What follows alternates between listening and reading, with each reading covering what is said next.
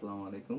আমি মোহাম্মদ শাকিল আকুন, গোপালগঞ্জ বিজ্ঞান ও প্রযুক্তি বিশ্ববিদ্যালয় থেকে ইতিহাসের উপর অনার্স মাস্টার্স সম্পন্ন করেছি। আমি মূলত দেখছি যে দীর্ঘদিন যাবৎ চাকরির পড়াশোনা এবং কি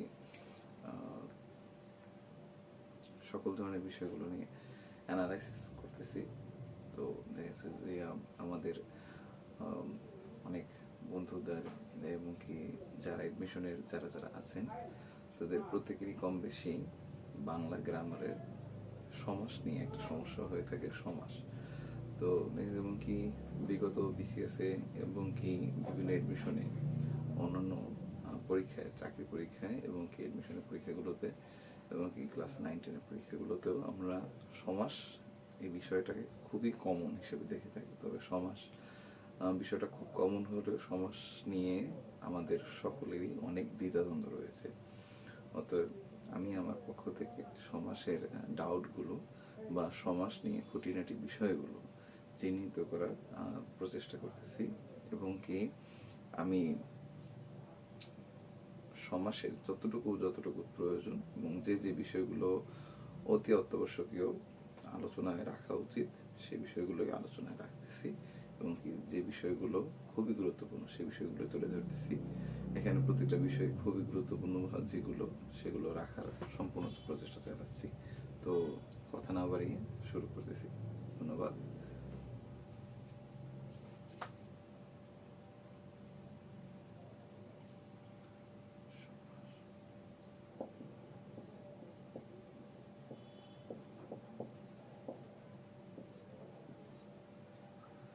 আমরা এখন যথেষ্ট পরিমাণে উচ্চতার লেভেলে আছি। এখানে আমাদেরকে কখনই প্রশ্ন করা হয় সমাস কাকে বলে এবং কি ভার্সিটির প্রশ্নতেও সমাস কাকে বলে এরকম প্রশ্নটা আসে না। তাই দেখছি যে আমাদের জানতে হবে সমাসের মূলত কি কি কাজ করে, সমাসের ক্লাসিফিকেশনগুলো এবং সেগুলো কিভাবে আমরা বের করতে পারবো যে সমাস এইটা দ্বিগু সমাস, এইটা বহুব্রী সমাস, এটা দ্বন্দ্ব সমাস, কর্মধারয় সমাস, তৎপুরুষ সমাস। তো আমি দেখি যে প্রথমে বেসিক আলোচনাগুলো যেগুলো না জানলেই না সেগুলো নিয়ে প্রথমে আলোচনা করতেছি। সমাস মূলত কি কি কাজ করে থাকে সেই বিষয়গুলো তুলে ধরতেছি।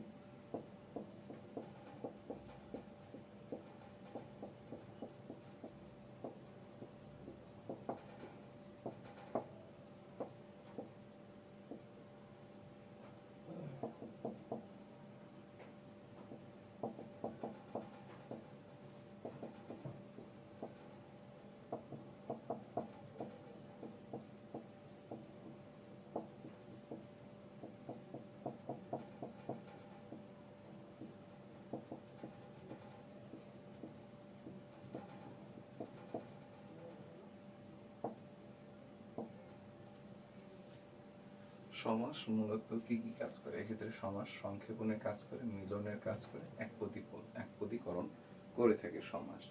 আমরা যদি বিষয়টাকে এইভাবে বোঝার চেষ্টা করি যে সিংহ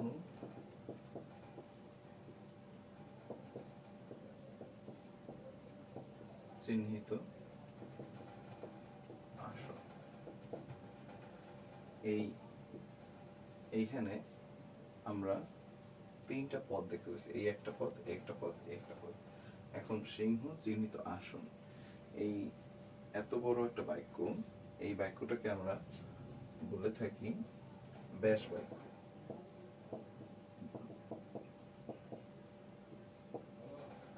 এই ব্যাস বাক্য থেকে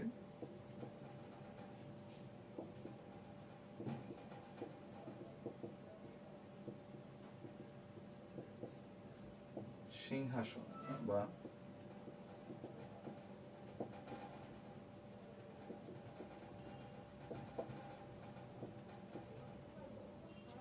এটাকে এই যে সিংহ চিহ্নিত আসন, এই এত বড় একটা বাক্য থেকে আমরা এই ছোট একটা বাক্যতে এটাকে নিয়ে আসলাম সিংহাসন। এখন এই যে এত বড় একটা বাক্য থেকে আমরা ছোট একটা বাক্যতে নিয়ে আসছি, এই যে সংক্ষেপণ করছি বা সংক্ষিপ্ত করছি, এই কাজটা সমাস করতে যে বড় বাক্যকে আমরা সংক্ষেপণ মানে সংক্ষিপ্ত আকারে নিয়ে আসলাম। এরপর আমরা যদি বলি যে এখানে একটা পদ, এই একটা পদ, এই একটা পদ, এই তিনটা পদকে আমরা এক পদে নিয়ে আসছি, এই যে এক পদীকরণ, এই এক পদীকরণ, এই সংক্ষেপণ।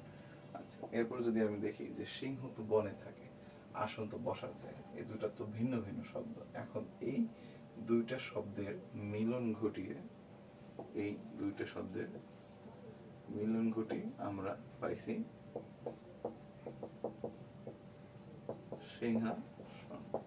তাহলে এখানে যে এই মিলনটা ঘটলো, এই যে মিলন ঘটানো, এই যে মিলন ঘটানো, অতএব সমাস দেখা যায় আমরা যদি দেখি যে সমাস কি কাজ করে, সমাস মূলত সংক্ষেপণের কাজ করে, মিলনের কাজ করে, এক পদীকরণ করে থাকে সমাস। এটা হলো সমাসের ক্ষেত্রে আমরা একটু ধারণা, যেটা আসলে না রাখলেই নয়।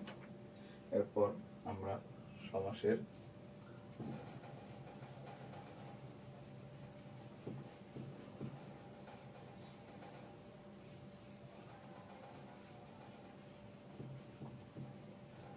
সমাসের যে ক্লাসিফিকেশন গুলো সেটা আমরা জানার চেষ্টা করব।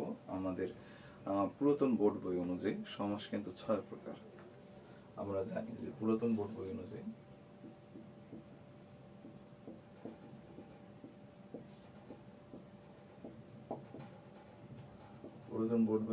সমাস হলো 6 প্রকার।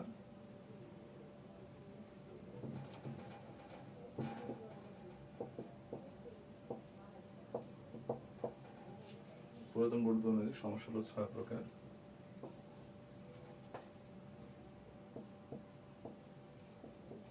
দ্বন্দ্ব, 2 নম্বরে হলো তৎপুরুষ, 3 নম্বর হলো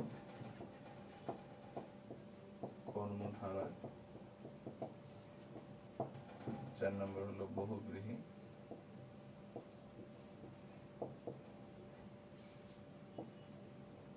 5 নম্বর হলো দ্বিগু,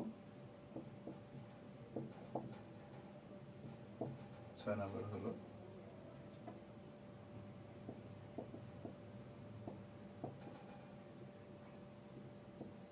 অব্যয়ভাব। আমরা এগুলো হচ্ছে যে পুরাতন বোর্ড বই অনুযায়ী যদি আমরা লক্ষ্য করি যে সমাস কত প্রকার, সমাস 6 প্রকার। দ্বন্দ্ব, তৎপুরুষ, কর্মধারয়, বহুব্রীহি, দ্বিগু এবং অব্যয়ভাব, এই যে 6টা প্রকার আছে। এখন যদি আমরা পুরাতন বোর্ড বইয়ের বদলে যদি নতুন বোর্ড বইতে যাই,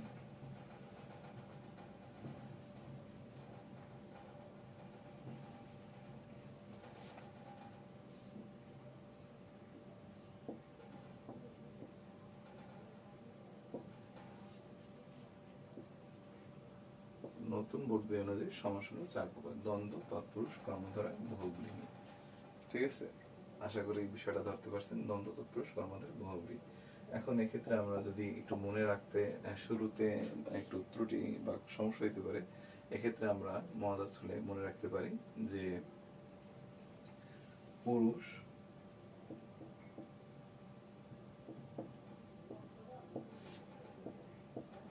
বহু কর্ম করে আর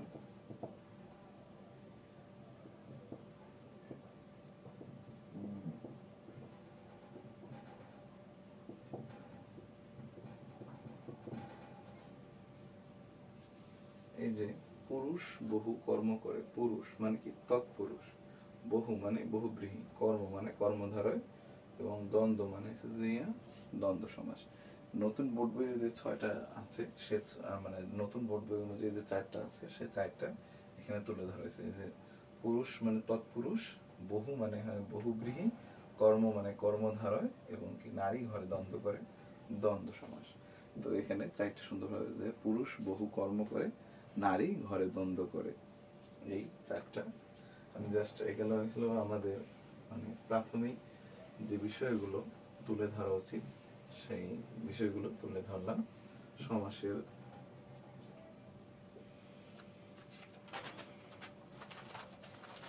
এখন আমরা জানি যে সমাস যেহেতু 6 প্রকার, মানে পুরাতন বোর্ড বই অনুযায়ী বা নতুন বোর্ড বই অনুযায়ী 4 প্রকার আছে।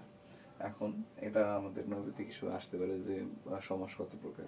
সমাস 4 প্রকার যদি আসে অবশ্যই আমরা দেবো সমাস 4 প্রকার, আমরা 6 প্রকার দেবো না। যদি বলে যে পুরাতন বোর্ড বই অনুযায়ী বা এরকম যদি কিছু উল্লেখ করে থাকে তখন 6 প্রকার দিতে হবে। যদি এরকম কোনো উল্লেখ না থাকে এক্ষেত্রে আমরা 4 প্রকারই দেওয়া সর্বোচ্চ ভালো, এমনকি এটাই চেষ্টা করবো 4 প্রকার দেওয়ার। এরপর আমরা দেখি দ্বন্দ্ব সমাস বসেছিলাম, সেই বৈশিষ্ট্যগুলো একটু তুলে ধরি।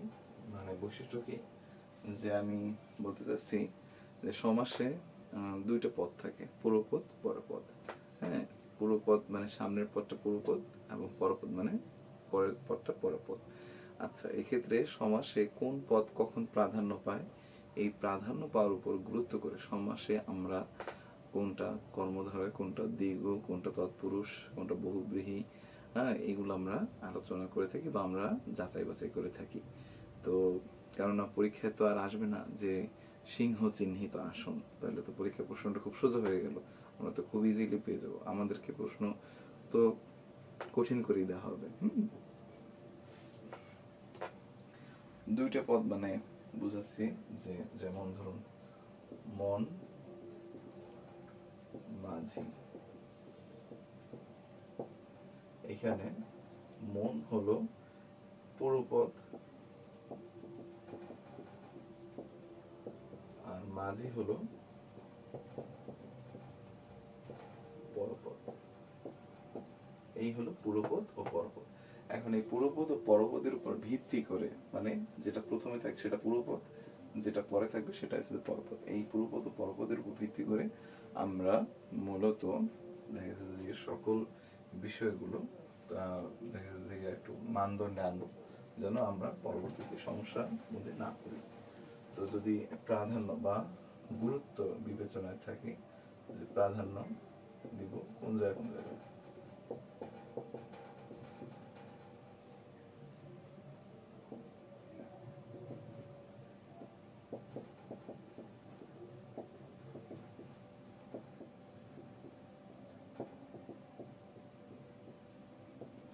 পূর্বপদ প্রাধান্য পাবে অব্যয়ভাব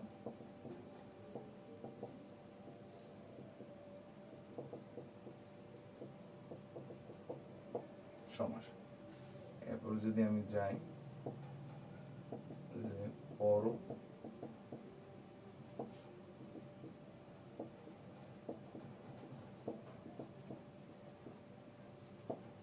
পরপদ প্রাধান্য পাবে, মানে পূর্বপদ প্রাধান্য পাবে অব্যয়ভাব সমাসে, পরপদ প্রাধান্য পাবে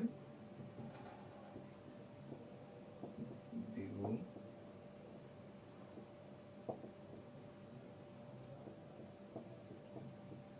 তৎপুরুষ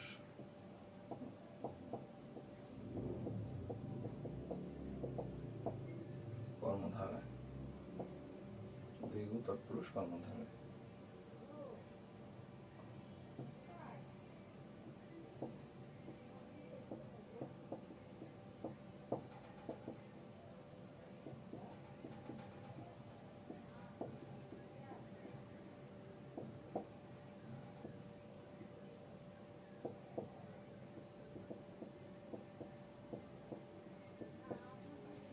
আর উভয় পদ আমরা যদি পরপদ বলতে চাই যে দ্বিগু তৎপুরুষ কর্মধারায়, এটাকে আমরা শর্টকাটে বলতে পারবো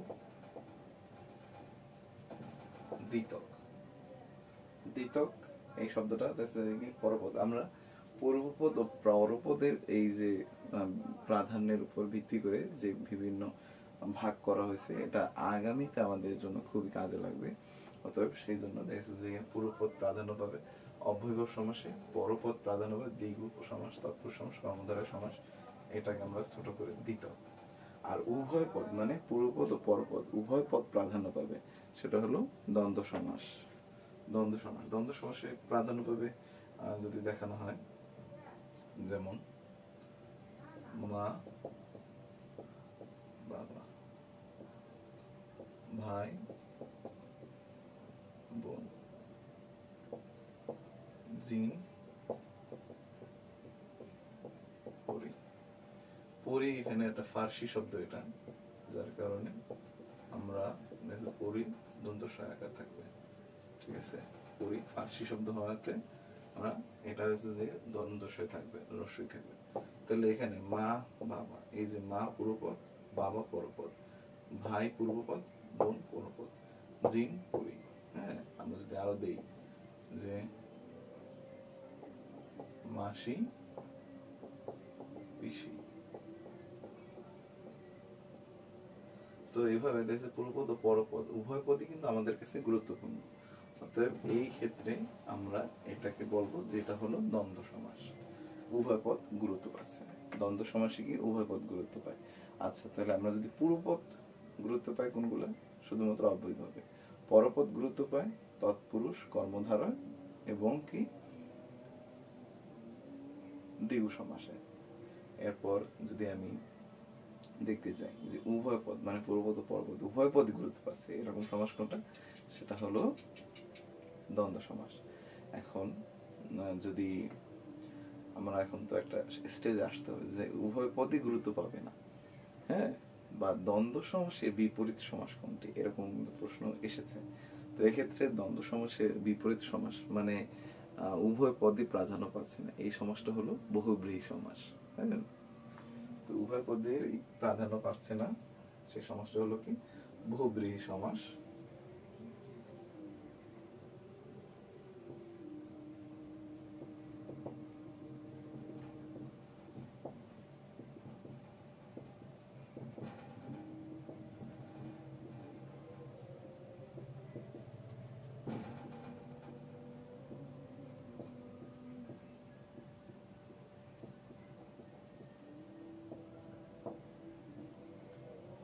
এটা কিন্তু আমাদের কিন্তু একটু গুরুত্বপূর্ণ, কারণ এইটা নিয়ে কিন্তু প্রশ্ন আসছে, এমনকি বহুব্রীহি সমাস নিয়ে তো প্রশ্ন সচরাচর আসবেই অবশ্যই, এতে কোনো সন্দেহের অবকাশ নেই। তো দেখে যদি উভয় পদই গুরুত্ব পায় কোনটা? দ্বন্দ্ব সমাসে। আর উভয় পদই গুরুত্ব পায় না কোন সমাসে বা দ্বন্দ্ব সমাসের বিপরীত সমাস কোনটা? সেটা হচ্ছে বহুব্রীহি সমাস। একটু চালাকি বা কৌশলী প্রশ্ন ভার্সিটি এডমিশন যারা দিবে এবং কি চাকরি পরীক্ষায় যারা যারা আছে, পরীক্ষার জন্য প্রস্তুতি নিচ্ছে, তাদের সাথেই দেখে যে তাদেরকে এরকম ট্রিক প্রশ্ন হয়তো বা হতে পারে। অবশ্যই আমি নিজেই অবশ্য যে জব সিকার, ঠিক আছে, তা দেখা যায় আমি আমার পক্ষ থেকে একটা প্রচেষ্টা চালিয়ে যাচ্ছি এবং কি আমি মূলত সকল জায়গায় তো পেইড ভাবে হয়ে থাকে সকল কিছু, তো দেখা যায় আমি চাচ্ছি বিষয়টা আমার পক্ষ থেকে ফ্রি বিষয়গুলো, সকল বিষয়গুলো তুলে ধরা। পেইড সাবস্ক্রিপশনের যে বিষয়গুলো থাকে বা যে বিষয়গুলো থাকে সকল বিষয়গুলোই আমি আমার সকল ভিডিওতে আগামী সময়গুলোতে সকল কিছু আমি তুলে ধরার চেষ্টা করব। আপনারা সাথে থাকবেন অবশ্যই এবং কি কোনো কিছু মিস থাকবে না, অবশ্যই সকল বিষয়গুলোই গুরুত্ব সহকারে তুলে ধরা হবে।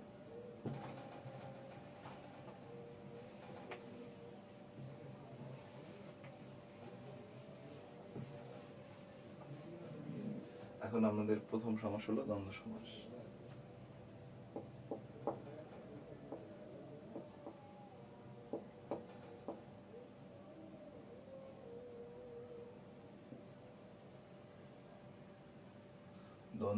দ্বন্দ্ব সমাস আমরা বুঝতে পারবো কিভাবে? আমরা শুরুতেই বলছি যে পূর্বপদ ও পরপদ উভয় পদই গুরুত্ব পাবে। তো দ্বন্দ্ব সমাসে উভয় পদই গুরুত্ব পাবে।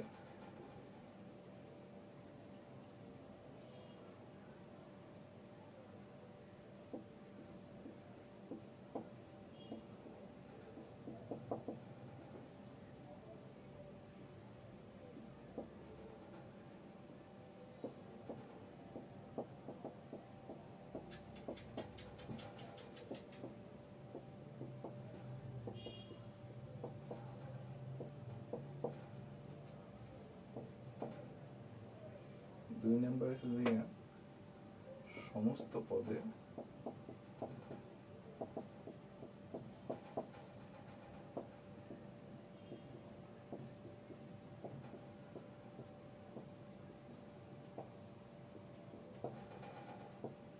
একটা হাইফেন থাকবে। আমরা যদি বলি যে মা বাবা, বই খাতা, খাতা কলম, এই যে প্রত্যেকটা যে উদাহরণগুলো তুলে ধরেছি,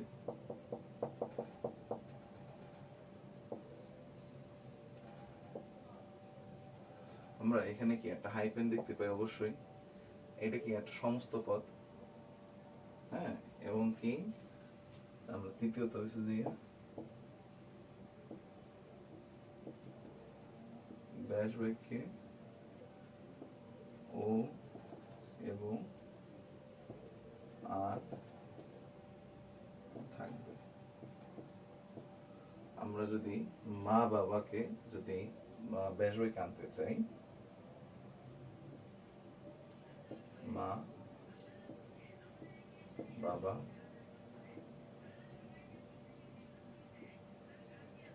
মা ও বাবা, ভাই বোন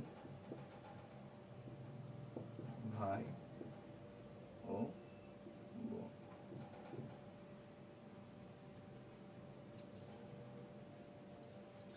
দা অহিকু অহিনুকু,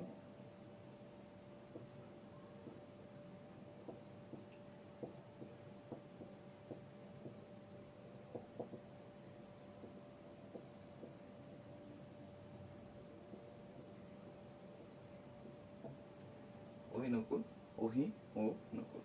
আচ্ছা, এই হলো আমাদের কিছু উদাহরণ যেগুলো দেখুন।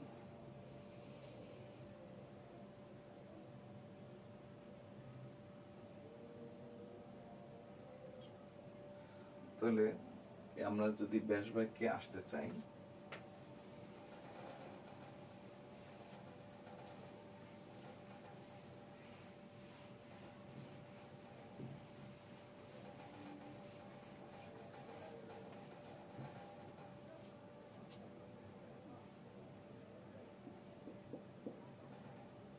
মা ও বাবা, এটা হলো ব্যাস বাক্য। আর মা বাবা এটা হলো সমস্ত পদ। সমস্ত পদ মানে কি? যে এখানে যতগুলো পদ আছে সকল পদগুলো, সমস্ত পদগুলো এখানে আসা হয়েছে। এখন আমরা এখানে কিন্তু একটা হাইফেন দেখতে পাচ্ছি, একটা হাইফেন দেখতে পাচ্ছি। যেহেতু একটা হাইফেন দেখতে পাচ্ছি, অতএব আমরা ধরে নিতে পারি যে এটা হলো দ্বন্দ্ব সমাস। দেখুন পরীক্ষায় আমাদেরকে যে এই যে ও এবং আর এগুলো তুলে ধরা হবে না। আজান দিচ্ছে যেহেতু একটু সাময়িক বিরতি নিচ্ছি। আমরা দ্বন্দ্ব সমাস নিয়ে তো আমরা আলোচনা করতেছিলাম, এখানে সন্দেহ নেই। এখন দ্বন্দ্ব সমাসের মধ্যে কয়েকগুলো ভাগ রয়েছে, সে ভাগগুলো মূলত আমরা দেখতে পাই যে প্রথমে মিলনার্থক।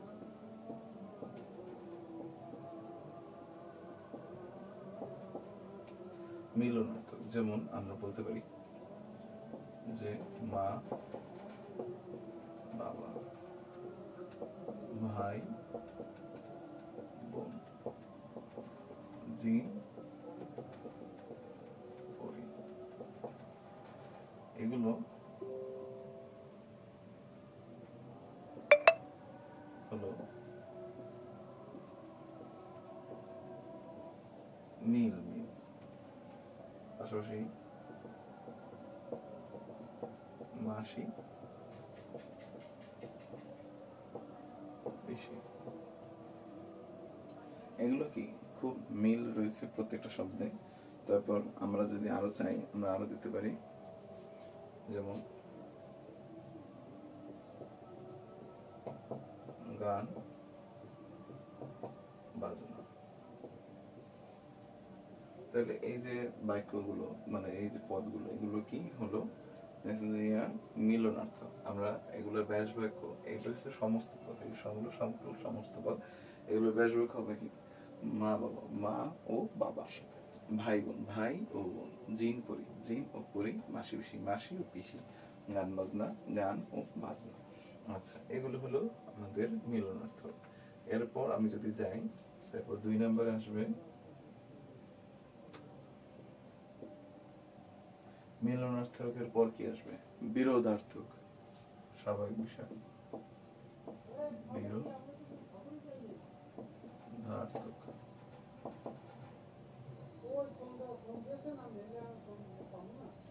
এখন আমরা আসবো বিরোধার্থক। বিরোধার্থক, বিপরীতার্থক না, বিরোধার্থক। বিপরীতার্থকও আছে, মিলনার্থক, বিরোধার্থক। বিরোধার্থকে আমরা কি বলতে পারি? দা কুমড়া, ওহি নকুল সাপে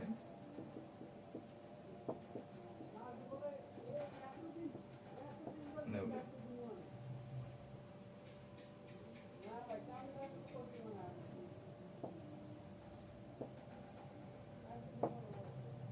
সাপে নেউলে। আচ্ছা, এগুলো হলো কি? বিরোধার্থক। দা কুমড়া, ওহি নকুল সাপে নেউলে, যেগুলো আমরা একে অপরের বিরোধ। মানে দা কুমড়া, কুমড়ার উপরে দা পড়ে তাহলে কি কুমড়া কেটে যাবে? অহিনুকুল সাপে নেউলে। সাপে নেউলে তো আমরা জানি জন্ম জন্মান্তর থেকে তাদের মধ্যে একটা যে বিরোধ, বিপরীত না, সাপের বিপরীত নেউলে না, বিরোধ, সাপের সাথে নেউলের যে বিরোধটা, ঠিক আছে, এই যে বিরোধটা, সেই বিরোধটাই মূলত হলো বিরোধার্থক। এর পাশাপাশি আমরা দেখতে পাই বিরোধার্থক,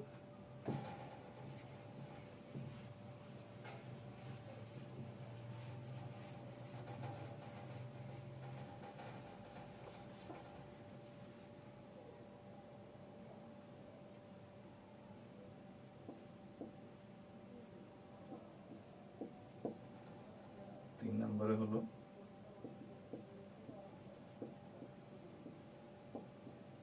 বিপরীতার্থক।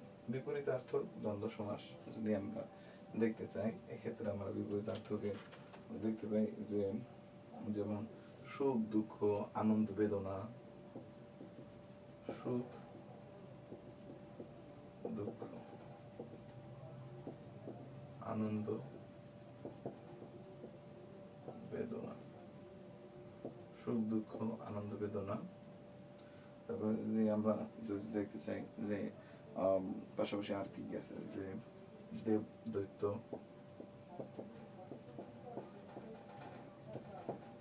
দেবদূত,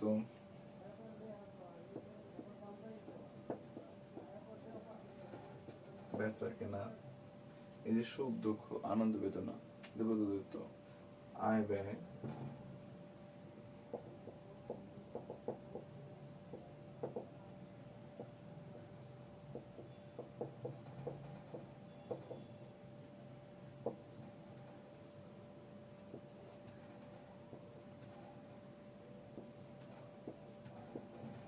এখন এই দেখো, একটা হলো দেব মানে দেবতা, দেবতা যেমন শ্রীকৃষ্ণ দেখতে পারি, আবার দৈত্য মানে রাবণ, দুটা কি বিপরীত না, একে অপরের বিপরীত।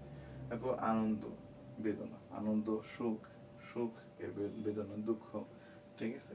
আয়, আয় আবার ব্যয়, দুইটা কিন্তু একে অপরের বিপরীত। আচ্ছা, বেচা কেনা, কেনা বেচা, এটা হচ্ছে একে অপরের বিপরীত, এগুলো কিন্তু একে অপরের সমার্থক না। সমার্থক যদি আমরা দেখতে চাই তাহলে আমরা এক্ষেত্রে সমার্থক দেখতাম ব্যবসা বাণিজ্য, এইটা হলো সমার্থক। ব্যবসা বাণিজ্য, এটা হলো কি সমার্থক। অবশ্যই সেটা সমার্থক হইতো, কোনো ব্যাপার ছিল না। তাহলে আমরা বিপরীতার্থক গেল, এবার আসবো আমরা সমার্থক।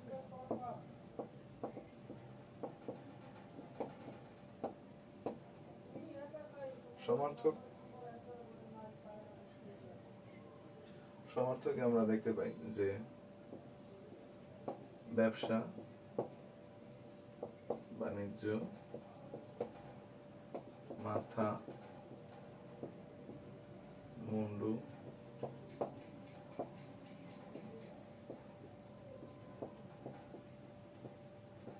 হাট বাজার,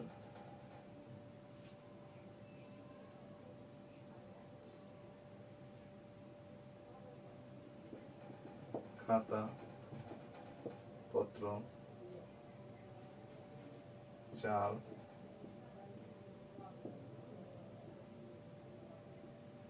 চলন চাল চলন। তো এই বিষয়গুলো আমরা কিন্তু দেখতে পাইতাম যদি আমরা বিষয়গুলো এই বিষয়গুলো যদি তুলে ধরে। এরপর আমরা সমর্থকে আমরা আরো দেখতে পাই, যেমন কল কারখানা।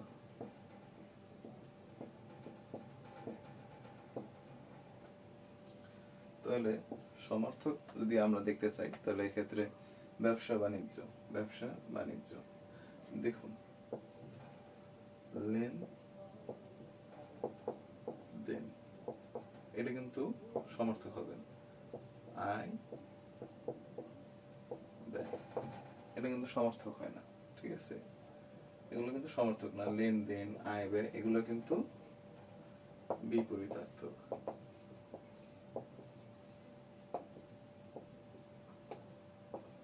এগুলো কিন্তু বিপরীতার্থক। কিন্তু আমরা যদি সমর্থকে দেখতে চাই তাহলে সমর্থকে আমরা ব্যবসা বাণিজ্য দেখতে পাচ্ছি। ব্যবসা বাণিজ্য মাথা মুন্ডু, হাট বাজার, খাতাপত্র, চাল চলন, কলকারখানা, এই বিষয়গুলো কিন্তু সমর্থকে রয়েছে। আপনি একটা পেইড কোর্সে যে বিষয়গুলো দেখে থাকবেন আমার ফ্রিতে, সেগুলোই আছে। শুধুমাত্র ফ্রি দেখা বিষয়গুলো আসলে কখনো জাস্টিফাই করা উচিত হবে না। আশা করি বোঝা গেছে। আপনাদের পেইড কোর্সে এই বিষয়গুলোই তুলে ধরা হবে, টাকা নিয়ে অবশ্যই, ঠিক আছে? সেই ক্লাসগুলো অনেকটা দীর্ঘ সময় হবে। ছোট ছোট বিষয়গুলো কখনো দেখছে যে আপনাদের জন্য ভবিষ্যৎ বা আপনাদের সামনের জন্য সফলতা নিয়ে আসে না, একটু ধৈর্য ধরতে হয় সব সময়। যাই হোক, এরপরে আমরা প্রায় সমর্থক।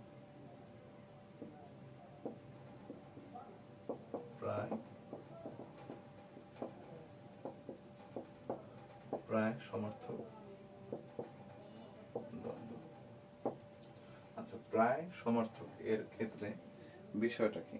আমরা আগের সমর্থক আগের যে যতগুলো পদ দেখতে পাচ্ছি সেগুলোতে কিন্তু দেখা যাচ্ছে যে উভয় পদই প্রধান পাইছে, কিন্তু এইখানে যে পরপদটা আছে সেই পরপদটা মিনিংলেস বলতে আমরা যদি বলি, যেমন দেখা যাচ্ছে যে আপনি দেখতেই পাবেন, যেমন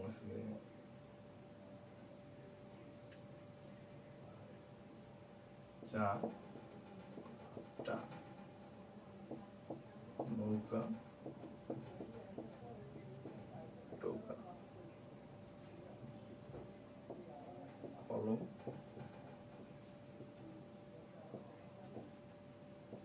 টলম।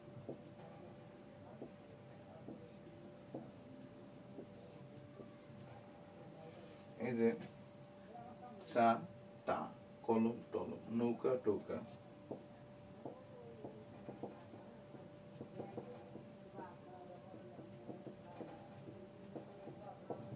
কাপড় চোপড়। আচ্ছা, আমি যদি এখানে দেখি যে এই চা মানে তো আমি বুঝি চা, কিন্তু টায়ের মানে কি আমাদের কাছে কোনো অর্থ আছে? টাই কোনো অর্থ নাই। কলম কিন্তু আমরা মানে জানি, কিন্তু এই টলম, এটা দ্বারা কি কোনো অর্থ আছে? এই যে এই শব্দটা কি কোনো মানে আছে, কোনো মিনিং আছে? এই শব্দটা কি মিনিংলেস না?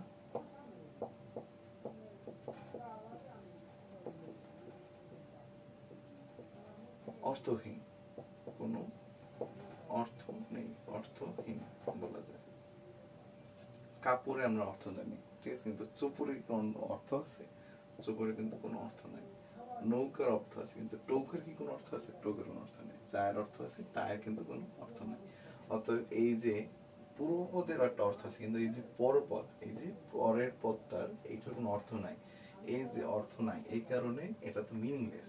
যার কারণে আমরা এটাকে বলবো প্রায় সমার্থক দ্বন্দ্ব। সমার্থক দ্বন্দ্ব না, প্রায় সমার্থক, মানে যেহেতু কাছাকাছি, তবে এই শব্দটার কোনো অর্থ নাই, যার কারণে আমরা এটাকে বলবো প্রায় সমার্থক।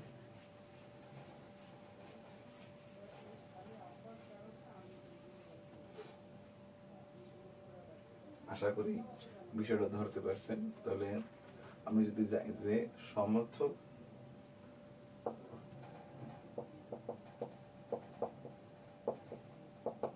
সমার্থক যেটা সেটাকে আমরা হাট বাজার, হাট বাজার, খাতা পত্র, হাট বাজার খাতা পত্র,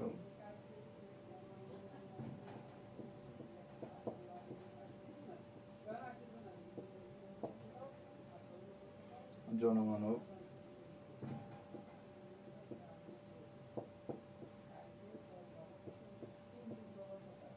চালচল। আর এখানে কি চাটা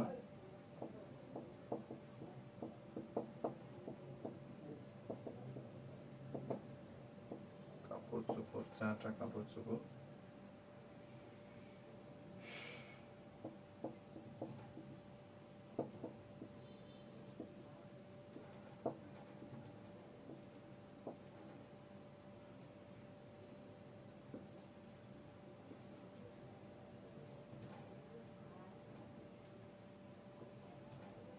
তাহলে এই যে প্রায় সমর্থক আর সমর্থকের মধ্যে যেমন আমি দেখতে পাচ্ছি বিষয়টা একদম সামনাসামনি তুলে ধরছি যে হাট এর অর্থ আছে, বাজারের কিন্তু অর্থ আছে, খাতা এর অর্থ আছে, পত্র এরও একটা মিনিং আছে, জন মানব দুটোই তো একই অবশ্য, ঠিক আছে। চাল চলন এই দুটোর কিন্তু অর্থ আছে, অর্থ নাই কিন্তু এরকম না, মিনিংলেস না। যেমন টায়ার কিন্তু কোনো মিনিং নেই, কাপড় চোপড়ের কোনো মিনিং নেই, নৌকা টৌকার কোনো মিনিং নেই। কিন্তু এই পাশে কিন্তু আমরা সমর্থক দেখতে পাচ্ছি এই পাশের পদগুলোর কিন্তু এই যে পরপদগুলো, এই যে পরপদগুলো এগুলো কিন্তু একটা মিনিং আছে,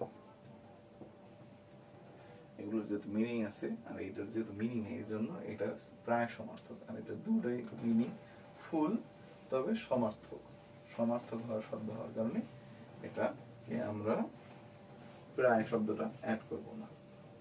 এই হলো বিষয়। তো প্রায় সমর্থকের পর আমরা যাব একশেষ দ্বন্দ্ব সমাস।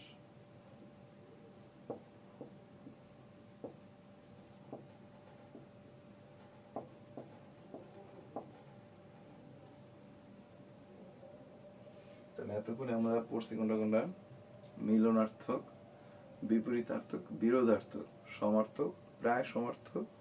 এরপর আমরা আসতেছি যে একশেষ দ্বন্দ্ব সমাস। বিসিএস বা অন্যান্য চাকরি পরীক্ষা পাশাপাশি যদি আমরা এডমিশনের পরীক্ষা দিকে লক্ষ্য করি তাহলে এক্ষেত্রে কিন্তু সমাসের মধ্যে দ্বন্দ্ব সমাস থেকে একশেষ দ্বন্দ্ব সমাস ও অলুক সমাস থেকে খুব বেশি প্রশ্ন আসে থাকে। প্রশ্ন যদি দ্বন্দ্ব সমাস থেকে এসে থাকে তাহলে একশেষ দ্বন্দ্ব সমাস এবং কি অলুক দ্বন্দ্ব সমাস এই দুটো সমাস থেকে বেশিরভাগ সময় প্রশ্ন আসে, খুব গুরুত্ব দেওয়া হয়ে থাকে। তো এক্ষেত্রে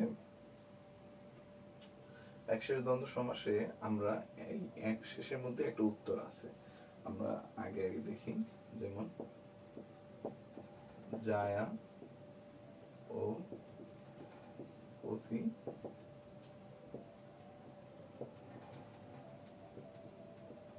দম্পতি, সে ও তুমি, তোমরা, সে তুমি ও আমি,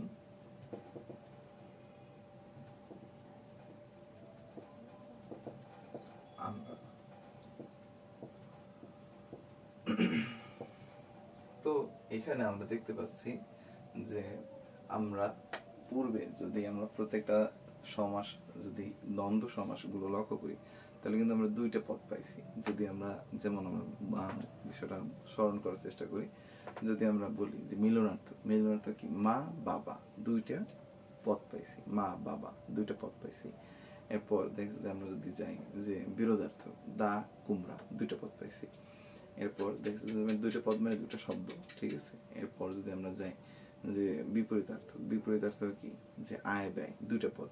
এরপর যদি আমরা যাই যে সমার্থক, সমার্থক কি? হাট বাজার দুইটা পদ।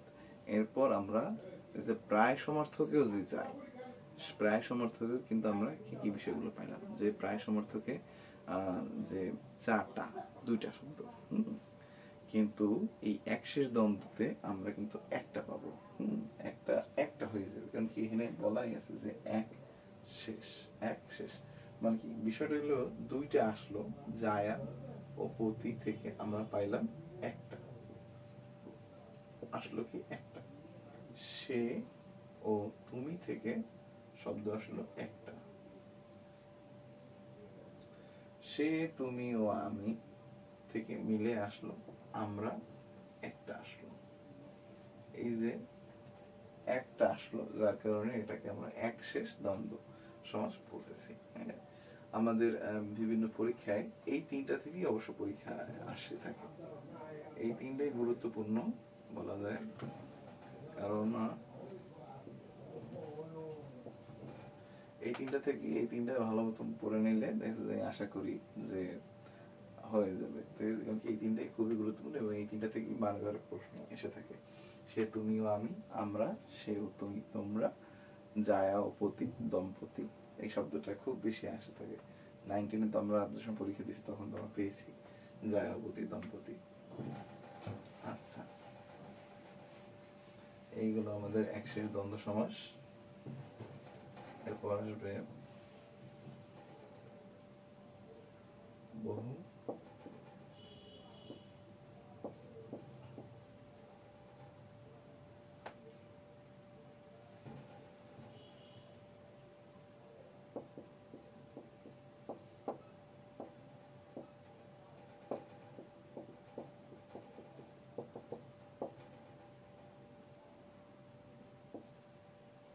বহুপদী দ্বন্দ্ব সমাস। এখন আসবে কি বহুপদী দ্বন্দ্ব সমাস। বহুপদী দ্বন্দ্ব সমাস আমরা বলতে পারি যে সাহেব, বিবি ও গোলাম, এটা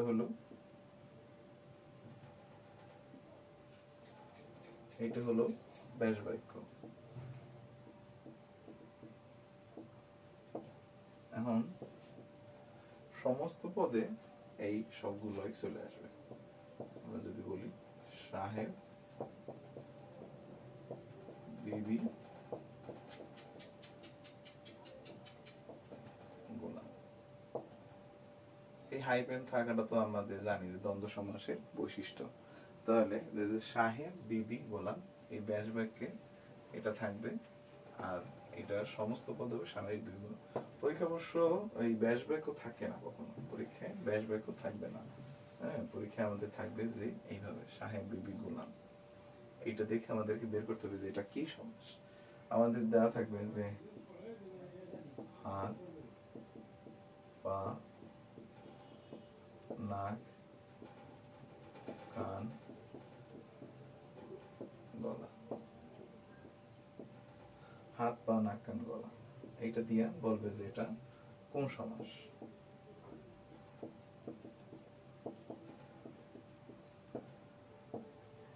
এইটু তুলে দিয়ে বলবে যে এটা কোন সমাস। তো আমাদেরকে তখন কিন্তু বের করতে হবে। আমরা বলবো তখন কি বহুপদী দ্বন্দ্ব সমাস। বহুপদী কারণ কি হাত, পা, নাক, কান, গলা এইগুলা মিলে দেখবে হাত, পা, নাক, কান, গলা বহুপদী। ঠিক আছে, এখানে মূলত দুইটা পদ আসে না, দুইয়ের অধিক পদ আসে, 3টা, 4টা, 5টা পদ আসে। এই কারণে এই পদটাকে বলা হয় বহুপদী দ্বন্দ্ব সমাস। এখানে বোঝার কিছু নাই, শুধুমাত্র বুঝতে হবে যে বহুপদী দ্বন্দ্ব মানে কি। আমরা এক শেষ দ্বন্দ্ব মানে কি, যে একটা পদ চলে আসছে, এক শেষ মানে একটা কাটতে দিয়ে একটাই থাকবে। আর বহুপদী মানে কি, যে দুইয়ের অধিক হবে। ঠিক আছে, তো এই যে 3টা বা 4টা, যে সাহেব, বিবি, গোলাম, হাত, পা, নাক, কান, গলা, এগুলো হচ্ছে বহুপদী দ্বন্দ্ব সমাস।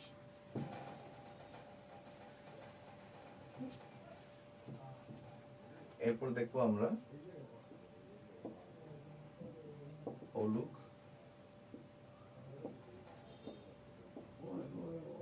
দ্বন্দ্ব সমাস। অলুক দ্বন্দ্ব সমাস। আচ্ছা,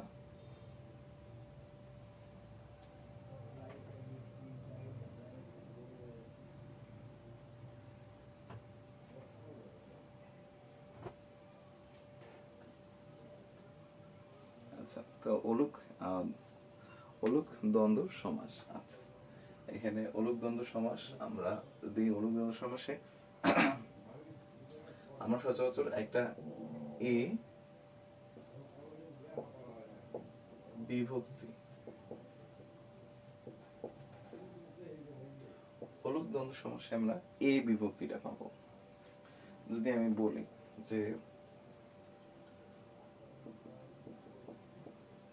পথে প্রান্তরে,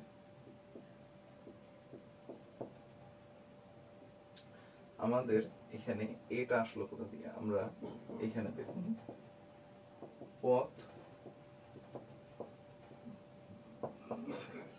এ, প্রান্তর এ, এখানে কিন্তু এইটাই আবার চলে আসলো পথে প্রান্তরে। এরপর যদি আমি যাই যে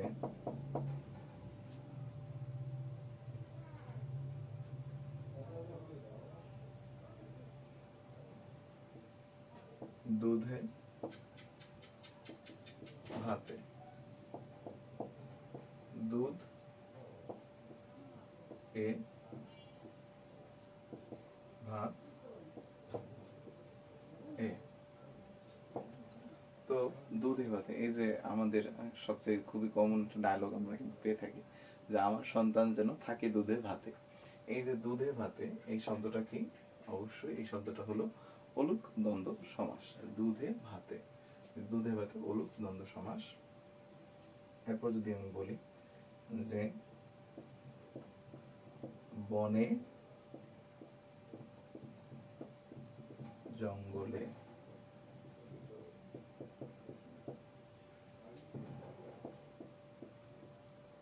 বন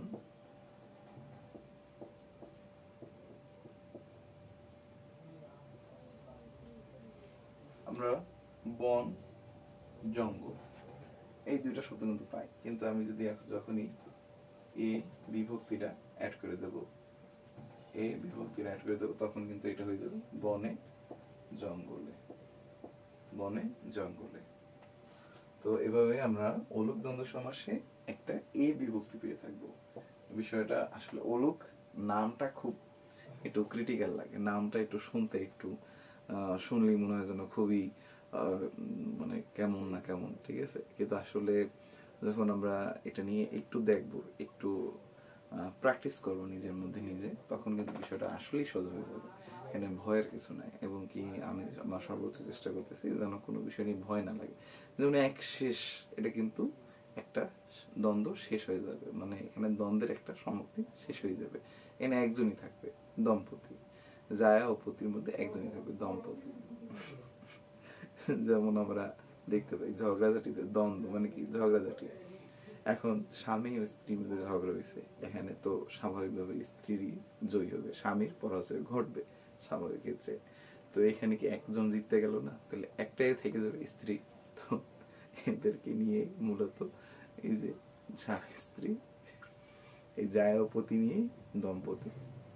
আচ্ছা, তাহলে কি একজনই জিতে গেল, যেহেতু একজন জিতে গেছে অতএব একজনের জয় জয়কার, একজনই টিকে থাকবে, ওইটাই একশেষ দ্বন্দ্ব। এখন দেখো যে আমরা এখানে হলো কি একটা এ আসবে, একার, একার আসবে, যেন দেখে যে আমরা একারের মাধ্যমেই অন্যান্য সকল দ্বন্দ্ব সমাসের মধ্যে এই একটা দ্বন্দ্ব সমাস কিন্তু খুব সহজে আমরা বের করতে পারি। কারণ কি এখানে আমরা হাইপেন তো আছি, এই যে হাইপেনটা কিন্তু আমরা দেখতে পাচ্ছি, অতএব আমরা এটা কিন্তু প্রথমত দ্বন্দ্ব সমাস হবে, এটুকু নিশ্চিত। এরপর আমরা দেখলাম যে দুধে ভাতে, দুধ ভাত, আমরা যদি ধরি যে দুধ ভাত, দুধ ভাত যদি এরকম শব্দটা থাকতো, তাহলে কি আমরা দেখে যে এটা কিন্তু একটা মিলনার্থক টাইপের একটা কিছু হইতো, ঠিক আছে। কিন্তু যখনই আমরা দেখতে পাচ্ছি যে ইসের নাম কি, যে একটা একার আছে, একটা একার আছে, তখনই আমরা দেখতে পাচ্ছি একটা একার আসছে, তখনই কিন্তু আমরা বিষয়টা কিন্তু খুব সুন্দরভাবে তুলে ধরতে পারতেছি যে এটা তাহলে হবে দুধে ভাতে যেহেতু আছে, অতএব এটা হবে অলুক দ্বন্দ্ব। আমরা যদি এভাবে আরো তুলে ধরতাম যে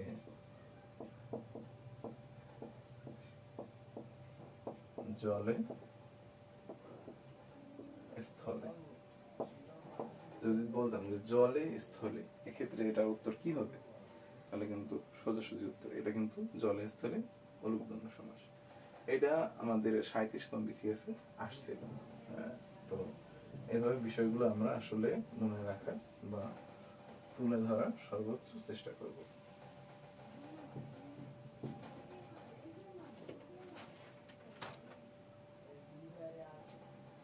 আমরা যদি বলি যে আলো, ছায়া, স্বর্গ, মর্ত, পাতাল, আলো, ছায়া, স্বর্গ, মর্ত, পাতাল, জলে স্থলে, এইটা আলো ছায়া আমরা বলতে পারি কি প্রশ্ন, কি সমাস হতে পারে? অবশ্যই এটাকে আমরা বলতে পারবো যে এটা হলো দ্বন্দ্ব সমাস। এইটা অনুযায়ী স্বর্গ, মর্ত, পাতাল, এখানে 3টা পদ আসছে, অতএব এখানে বহু পদ, এতটুকু তো আমরা শিওর জানি। এখন মাঝখানে যে হাইফেন আছে, অতএব এটা দ্বন্দ্ব সমাস। এখন আমরা হাইফেন তো এটা আছে, আমরা এটা বলতে পারি যে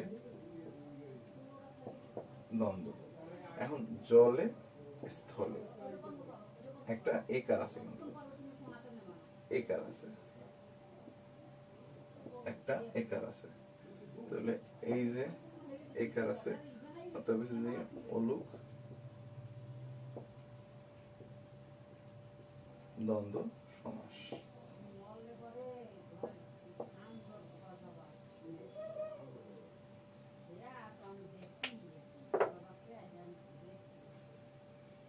এই প্রশ্নগুলো অবশ্য আলো, ছায়া, স্বর্গ, মর্ত, পাতাল, জলে স্থলে, এগুলো খুবই কমন প্রশ্ন, এবং এগুলো কিন্তু বিগত পরীক্ষায় আমরা বিসিএস এর পরীক্ষা বলি বা এডমিশনের পরীক্ষা বলি, এই পরীক্ষাগুলোতে এই প্রশ্নগুলো আসছে।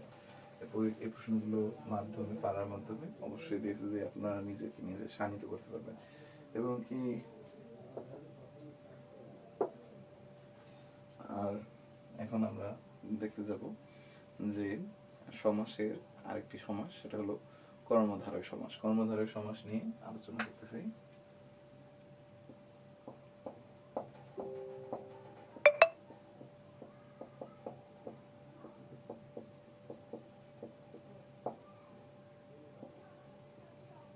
সমাস ধরো সাধারণ কর্মধারয়,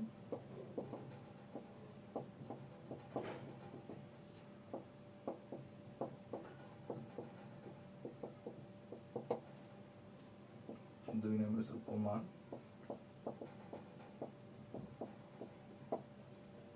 তিন নম্বর হলো উপমিত, চার নম্বর হলো রূপক, পাঁচ নম্বর হলো মধ্যপদলোপী,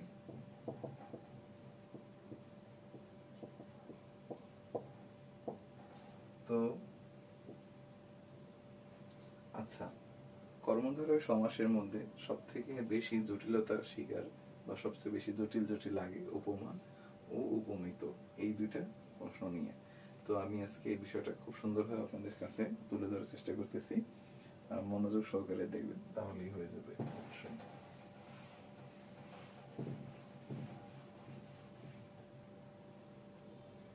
কর্মধারয় সমাসের একটা হলো উপমান,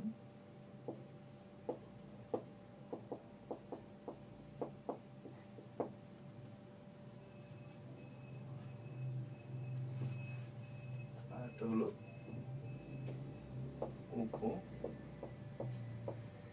উপমিত, উপমান আর উপমিত। আচ্ছা, শুরুতে কিছু কিছু বিষয় একটু আলোচনায় রাখি। একটা বিষয় কি, যে এই উপমান, এই মান শব্দটা আমরা কিন্তু জানি যে মান বন্টন আছে, মান সম্মান আছে, এই সব মান মান নিয়ে কিন্তু বিভিন্ন শব্দ আছে। কিন্তু এই যে উপমিত, এই যে মিত যে শব্দটা, মিত, মৃত্যু না, বা মৃত না, মৃত ব্যক্তি বুঝাচ্ছি না, মৃত, মুশকিল মৃত, মৃত। মৃত দ্বারা কি কোনো শব্দ আছে? মৃত দ্বারা কোনো শব্দ নাই, অতএব বিষয়টা কিন্তু একটা মিথ্যা, বা মৃত যারা কোনো যেহেতু সমস্যা নাই, মানে কোনো শব্দ নাই এক্ষেত্রে, তাহলে আমরা বলতে পারি যে এটা একটা মিথ্যা, ধরে নিলাম আমরা এটা মিথ্যা।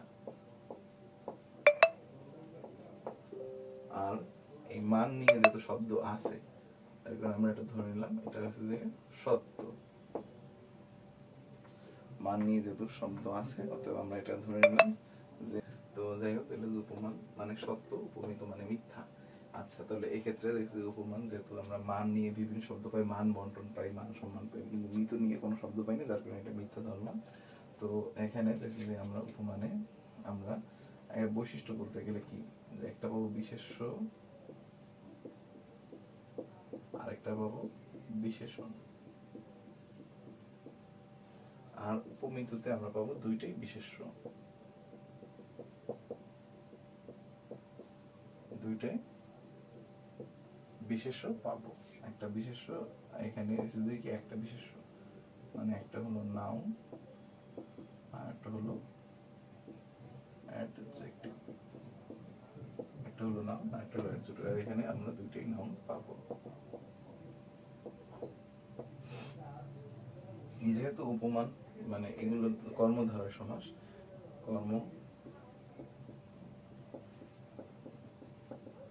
ধারয় সমাস, এখানে আমরা কিন্তু একটা গুরুত্বপূর্ণ একটা বিষয় পাবো, কিন্তু যে এগুলো পরপদ প্রধান হয়ে থাকে,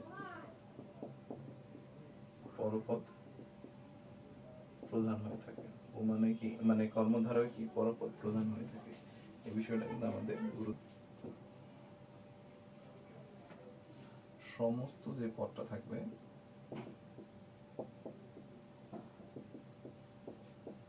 সেটা সত্য বোঝাবে, আর এখানে সমস্ত পদটা মিথ্যা,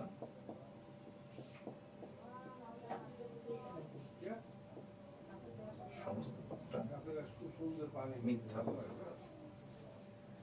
একটা হচ্ছে যে সমস্ত পদ সত্য বোঝাবে, আর এটা হচ্ছে সমস্ত পদটা মিথ্যা বোঝাবে। যেহেতু আমরা উপমান মান শব্দ নিয়ে নানা সত্য বিষয়গুলো আমরা পাই, যে মান বন্টন, মান সম্মান, ঠিক আছে, অতএব এটা বিষয়টা তো সত্য, তাহলে এই সত্যটা সর্বত্রটা সত্য বোঝাবে, সমস্ত পদটা সত্য বোঝাবে। যদি আমি বলি যে হরিণ চকল,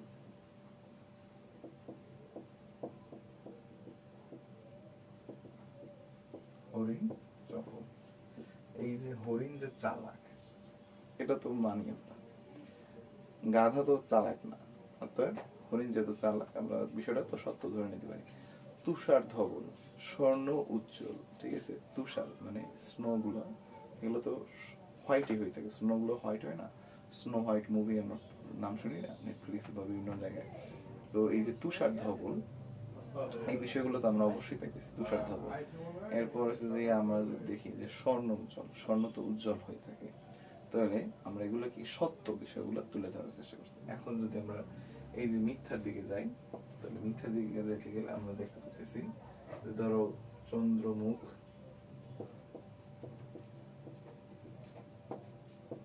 বা মুখচন্দ্র, এরপর যদি আমরা দেখি যে বাহুলতা,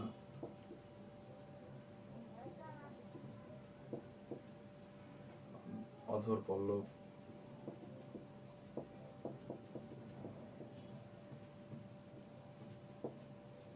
এই শব্দগুলো, এই যে চন্দ্রমুখ মানে কি চাঁদের মতো মুখ, হ্যাঁ, তো মুখ কি কখনো চাঁদের মতো হয়, বড় হয়, বা অত মানে ফর্সা, বা যেরকম থাকে চাঁদ এরকম কি হয়, মানে যৌক্তিক ভাবে কি বিষয়টা আসলে হয়? হয় না। এটা কিন্তু যৌক্তিকতার খাতিরে এটা কিন্তু হয় না, এটা বলা যায় যে মিথ্যা বিষয়। আচ্ছা, বাহুলতা, আমরা যাদের ধরো বাহু, যাদের বেশি ভালো মোটা, তাদেরকে আমরা অনেক সময় বলি হাতির মতো মোটা বাহু।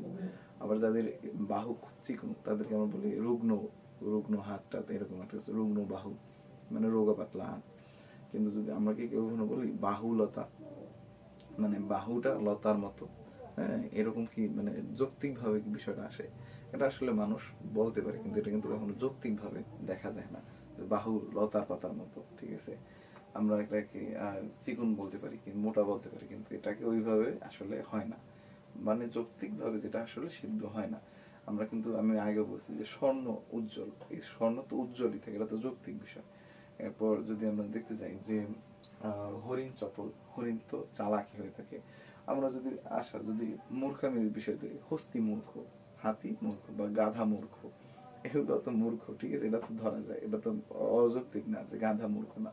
তো এই বিষয়গুলো, তারপর আমরা যদি দেখতে চাই যে তুষার ধবল, যে কথাটা আমি বলছি, বা কাজল কালো, কাজল তো কালোই হয়। কাজল তো কালোই হয়। তাহলে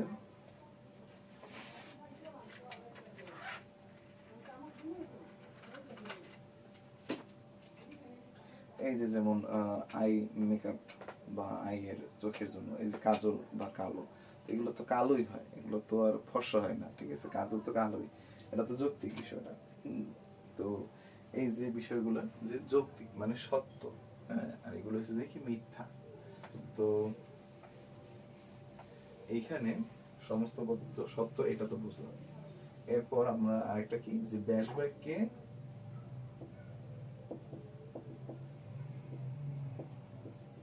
ন্যায় মাঝে থাকবে, আর এখানে ব্যাস বাক্যে ন্যায়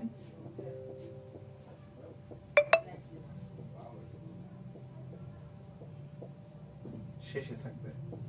আচ্ছা, ন্যায় যেহেতু আছে, আমরা কি জানি ন্যায় অন্যায়, ঠিক আছে? মানব জীবনে যেটা সত্য সেটা সেটা সেখানে তো ন্যায়টা থাকবে, অবশ্যই মাঝেই থাকবে, ঠিক না? সত্য মিথ্যার মাঝেই তো ন্যায় থাকবে, ঠিক না? আর যেখানে পুরাই মিথ্যা, সেখানে তো ন্যায় পিছনেই থাকবে। আমরা যদি যাই যে দেখি যে সত্য মিথ্যা তো মাঝেই ন্যায় থাকে, কিন্তু যেখানে সম্পূর্ণ মিথ্যা, সেখানে তো ন্যায় শেষেই থাকবে, ঠিক না? যেখানে সম্পূর্ণ মিথ্যা, সেখানে তো ন্যায় শেষেই থাকবে, ন্যায় থাকবেই না, সেখানে শেষে থাকবে। তো দেখা যাচ্ছে এই যে এখানে সত্য ও মিথ্যার মাঝে ন্যায় আছে। এখন কিছু উদাহরণ আমি তুলে ধরতেছি, যেগুলো একটু জায়গা করে নিচ্ছি।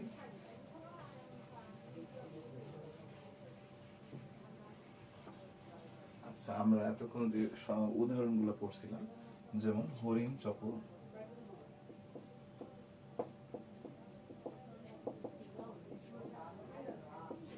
হরিণ চপল, হরিণ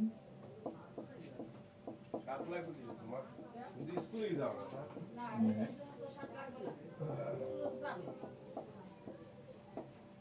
চপল, হরিণের ন্যায় চপল, এখানে কি এটা হচ্ছে যে আমাদের ব্যাস বাক্য। আমরা যদি বলি কাজল কালো,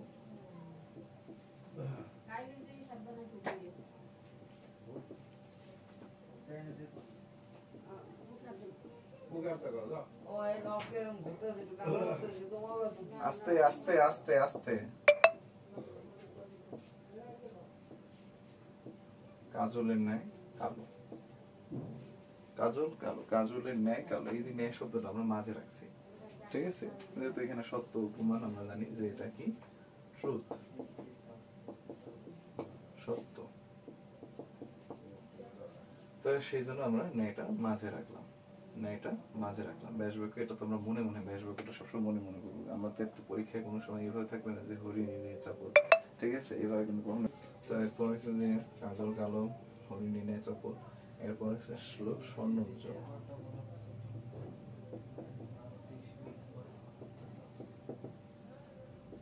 স্বর্ণের ন্যায়, স্বর্ণের ন্যায় উজ্জ্বল। এই যে স্বর্ণের ন্যায় উজ্জ্বল, স্বর্ণ উজ্জ্বল, স্বর্ণের ন্যায় উজ্জ্বল। আচ্ছা, আমাদের এখানে আরো যদি উদাহরণ দিই, আরো উদাহরণ দেওয়া যাবে, কোনো ব্যাপার না। আমরা যদি বলি তুষার ধবল,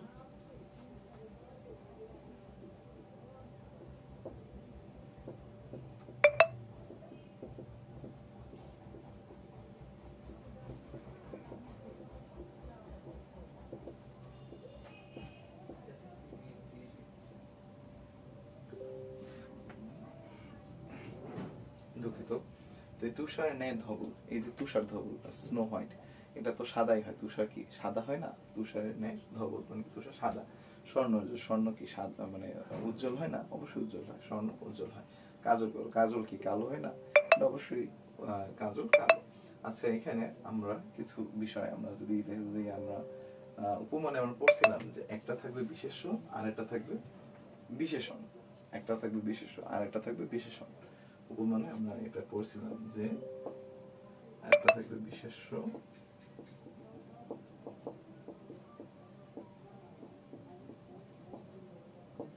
আর একটা থাকবে বিশেষণ।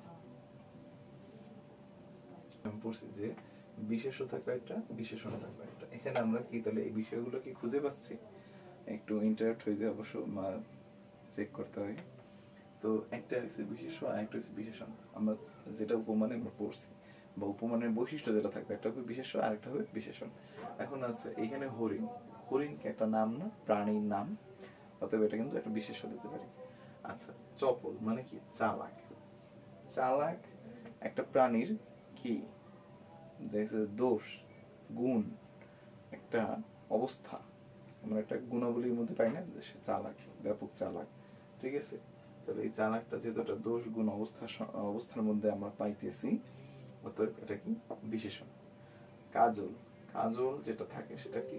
কাজল কিন্তু একটা নাম, একটা মেয়ের নাম হতে পারে কাজল। ঠিক আছে, তাহলে কাজল একটা নাম।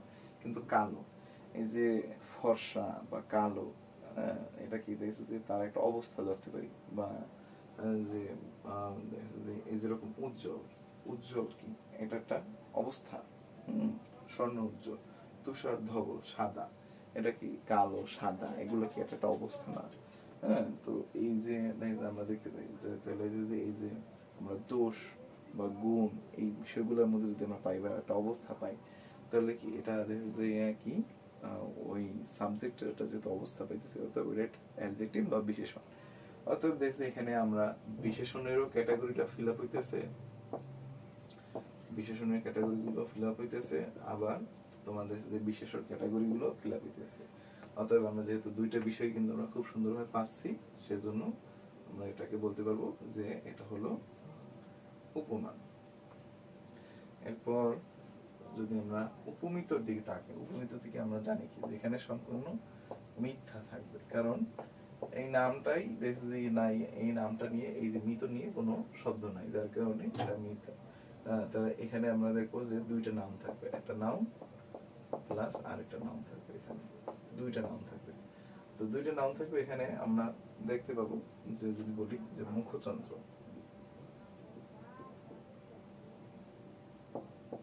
মুখ চন্দ্রের ন্যায়, মুখ চন্দ্রের ন্যায়। আমরা ন্যায়টা তো আমরা জানি যে এখানে মৃততে কি মৃত, যেহেতু এখানে ন্যায়টা সর্বশেষ চলে যাবে, ন্যায় থাকবে না, তো ন্যায় আমরা সর্বশেষে ফেলাই দিলাম। মুখ চন্দ্রের ন্যায়। মুখ চন্দ্রের, মুখ কি কোনো চাঁদের মতো? কিন্তু এখানে দেখো যে মুখ এটা একটা ফেস, এটা একটা নাউন, আবার চন্দ্র মুন এটাও কিন্তু একটা নাউন। অর্থাৎ দুইটা বিষয় কিন্তু আমাদের ফুটে উঠলো। মুখ চন্দ্র, এটা কিন্তু মুখের একটা অবস্থা, কিন্তু চন্দ্র হইতে পারে না, কখনোই না। চন্দ্র মুন, মুখ ফেস। ঠিক আছে, এরপর যদি আমি বলি যে ফুল কুমারী, কুমারী ফুলের ন্যায়।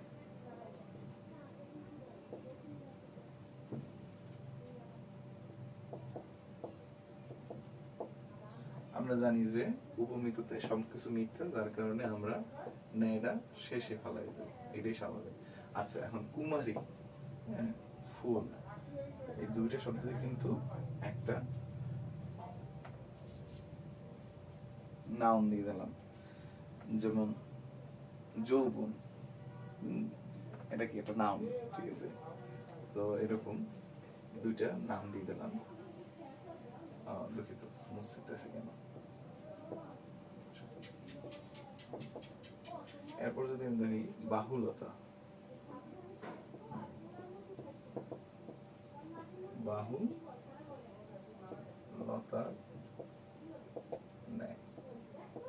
আবার আমি যদি বলি যে ন্যায়টা লাস্টে আসছে কেন, ন্যায়ের কোনো মানেই নেই, উপমিত যে কারণে মিথ্যা, মিথ্যাতে আবার ন্যায়ের কোনো মানে আছে নাকি? এখন বাহু, বাহু এটা একটা নাউন, আর্ম এটা একটা নাউন, আর লতা, লতা পাতা এটাও কিন্তু একটা নাউন, ঠিক আছে? অবশ্যই দুইটা নাউন পেয়ে গেলাম। তারপরে হচ্ছে যে অধর পল্লব,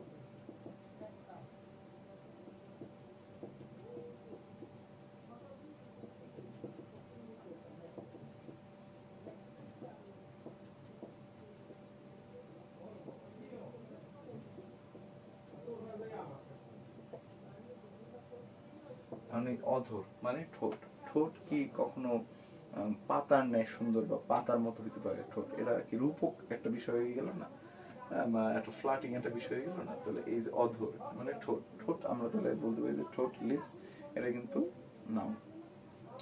যদি হইতো যে ঠোঁট কালো, তাহলে কিন্তু এটা হইতে যেত যে একটা নাউনের একটা বৈশিষ্ট্য যে ঠোঁটটা তার কালো, তো এটা কিন্তু এটা হইতো, তাহলে এটা কিন্তু বিশেষ্য প্লাস বিশেষণ হতো কিন্তু অধর পল্লব। এখানে অধর পল্লব যেহেতু বলা হয়েছে, তাহলে অধর পল্লব কি মানে ঠোঁটটা পাতার নাই, তাহলে একটা হচ্ছে বিশেষ্য, আরেকটা কিন্তু পাতা, লতা পাতা, এটা কি বিশেষ্য না, এটা কি বিশেষ্যর বাহিরে? অবশ্যই দুটোই দিলে বিশেষ্য হবে। এভাবে আমি যদি আরো দেই কর পল্লব, কর পল্লব আছে, কর পল্লব দিলে কর পল্লবের নেয়, তো আমরা কর পল্লব দিতে পারি কর পল্লব। আরো অন্যান্য উদাহরণ আছে বইতে, কিন্তু মূল বিষয়টা আমাদের এখানে বোঝার বিষয়, ওই যে উপমানে সত্য বিষয়টা তুলে আছে, উপমানে একটা সত্য বিষয় তুলে রয়েছে, আর উপমিততে একটা মিথ্যা বিষয় তুলে রয়েছে। উপমানে আমরা দেখতে পাই যে বিশেষ্য প্লাস বিশেষণ থাকবে, উপমিততে একটা দুইটা বিশেষ্য থাকবে, দুইটা বিশেষ্য থাকবে উপমিততে, উপমিততে দুইটা বিশেষ্য থাকবে। আমরা দেখতে পেয়েছি যে উপমানে যেহেতু ন্যায় আছে, মানে কি সত্য আছে উপমানে, অতএব সত্যটা মাঝে থাকবে, ন্যায়, ন্যায়টা মাঝে থাকবে। আর উপমিততে যেহেতু মিথ্যা, অতএব এখানে তো ন্যায়ের কোনো প্রয়োজন নেই, যার কারণে ন্যায়টা সর্বশেষে যাবে। শুধুমাত্র একটা ইউনিক একটা বিষয় আছে যে উপমিততে, এই যে ফুলকুমারীটা, ফুলকুমারীটা একটু ইউনিক। আমরা দেখতে পাই যে আমি যদি যে কোনো একটা দেই, মুখ চন্দ্র, মুখ আগে দিছি, চন্দ্র দিছি, ন্যায় দিলাম। বাহু লতা, বাহু লতার ন্যায়। অধর পল্লব, অধর পল্লবের ন্যায়। কর পল্লব, কর পল্লবের ন্যায় হবে। কিন্তু এই ফুলকুমারীতে শুধুমাত্র কুমারী ফুলের ন্যায়, কুমারীটা আগে আসছে, এরপর ফুল আসছে, এরপর কি ফুল আসছে।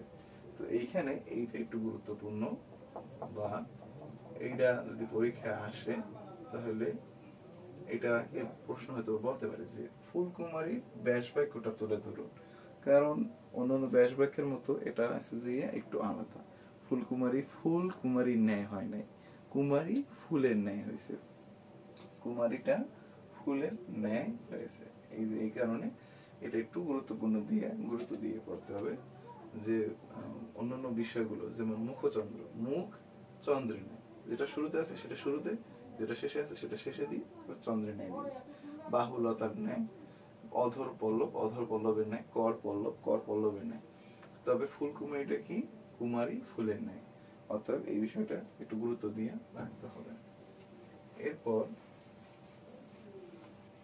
আমাদের কাছে একটু ধরুন উপমিত নিয়ে আরো কিছু উদাহরণ আছে, যেমন মুখচন্দ্র, চন্দ্রমুখ, বা চাঁদমুখ। এই যে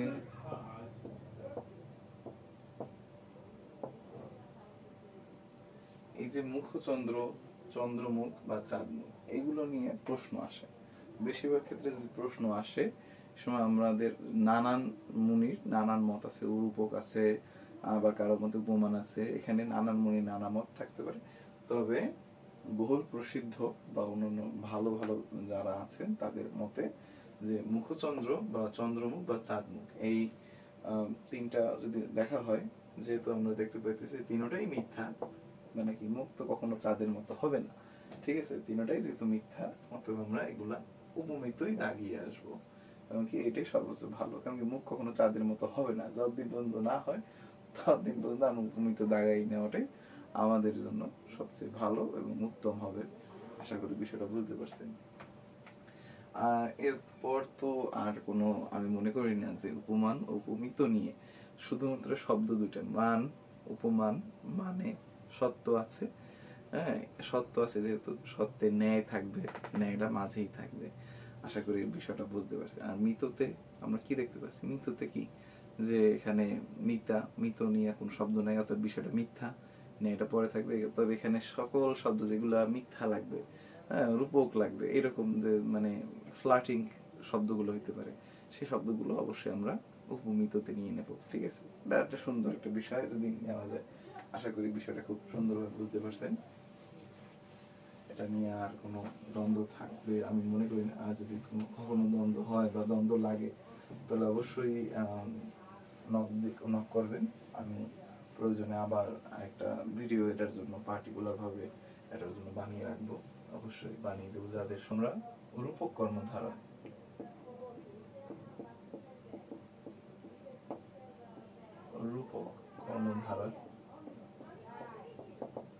আমরা শুরুতেই জানি যে কর্মধারার বৈশিষ্ট্য হচ্ছে পরপদ প্রধান পাবে, পরপদ প্রাধান্য পায় আমরা প্রথমে। আর রূপকে আমরা দেখবো যে পূর্বপদ অদৃশ্যমান থাকে,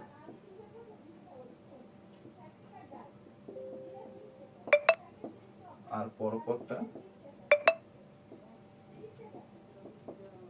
দৃশ্যমান হয়। রূপকে আমি তাহলে এখানে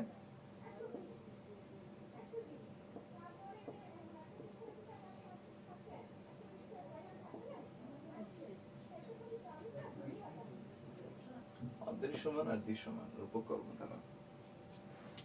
তো দেখা যে আমরা রূপক কর্মধারায় দুইটা বৈশিষ্ট্য আমরা যদি দেখি যে আচ্ছা কর্মধারায় আমরা দেখতে পাচ্ছি যে পরপদটা প্রাধান্য পাবে। আমি বারবার এটা মনে করানোর জন্য তুলে দিয়েছি।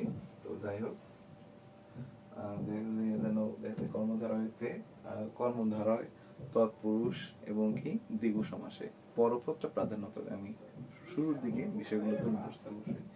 তো এই যে পরপদ আর পূর্বপদ, একটা হচ্ছে যে পূর্বপদটা অদৃশ্যমান থাকবে আর পরপদটা দৃশ্যমান থাকবে। বিষয়টা আমি তুলে ধরি, যেমন হচ্ছে যে মন মাঝি, মন মাঝি,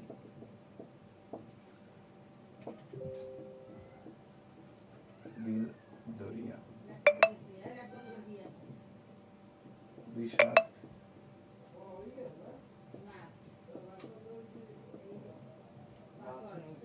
সিন্ধু, বিষ বৃক্ষ, বিষ বৃক্ষ,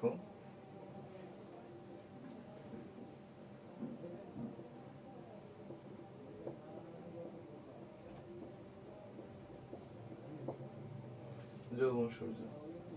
আচ্ছা, এই যে মন, এটাকে আমরা দেখতে পাই কখন? দেখতে পাই না। এরপর যদি আমি বলি দিল, এই শব্দটাকে আমরা দেখতে পাই না, অদৃশ্যমান। বিষাদ মানে কি খুব যে মনে একটা করুণ যন্ত্রণা, সেটা কি আমরা দেখতে পাই কখনো? দেখতে পাই না। এরপর যদি আমরা বলি যে যৌবন, যৌবনকে আমরা দেখতে পাই না। আর বৃক্ষে বিষ, বিষবৃক্ষ মানে কি এই যে হৃদয় মানে বিষটা ওই বিষ না যেটা আমরা খাই বা একটা বিষয়, যে বিষটা আমাদের অন্তরে থাকে, সেই বিষের কথা বলেছে বিষবৃক্ষ। তো এই বিষটিকে আমরা দেখতে পাবো না। তো মন মাঝি, আমরা কিন্তু মাঝিকে কিন্তু দেখতে পাই, মাঝি কিন্তু দৃশ্যমান থাকে, দৃশ্যমান মাঝি কিন্তু দৃশ্যমান। দরিয়া, দরিয়া মানে কি সাগর, সাগরকে কিন্তু আমরা দেখতে পাই। সিন্ধু মানে কি সাগর, সাগরকে কিন্তু আমরা দেখতে পাই। যে বিষাদ সিন্ধু, সিন্ধু মানে কি সাগর আমরা বলে থাকি।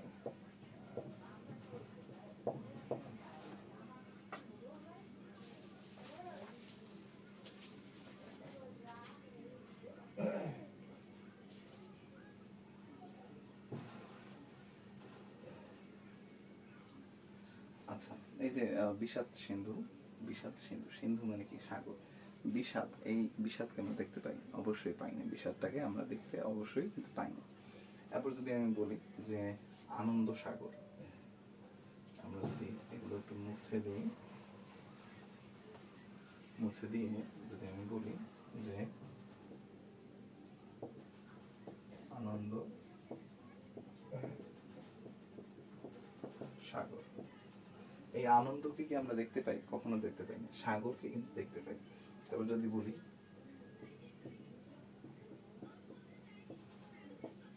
আনন্দ অশ্রু, এই অশ্রু, অশ্রু মানে চোখের যে জল, সেটাকে কিন্তু আমরা দেখতে পাই, কিন্তু আনন্দ, সুখ, দুঃখ, বেদনা বা বিষাদ, এসব এইগুলো কিন্তু আসলে অনুভবের বিষয়, এগুলো কিন্তু দৃশ্যমান না, মানে দেখা যায় না, যেটাকে আমরা বলি অদৃশ্যমান।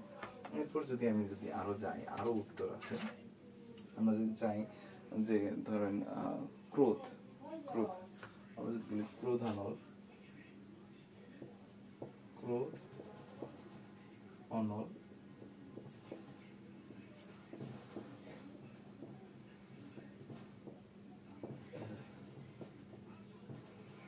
ক্রোধানল।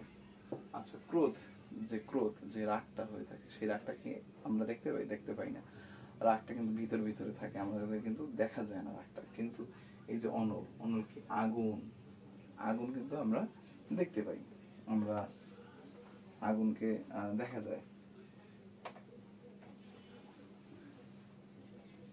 এই যে ধরুন আগুন, আগুনকে কিন্তু আমরা দেখতে পাচ্ছি, ঠিক আছে, কিন্তু ক্রোধ, এই ক্রোধ বিষয়টা কিন্তু আমরা দেখতে পাই না। তারপর যদি আমি বলি যে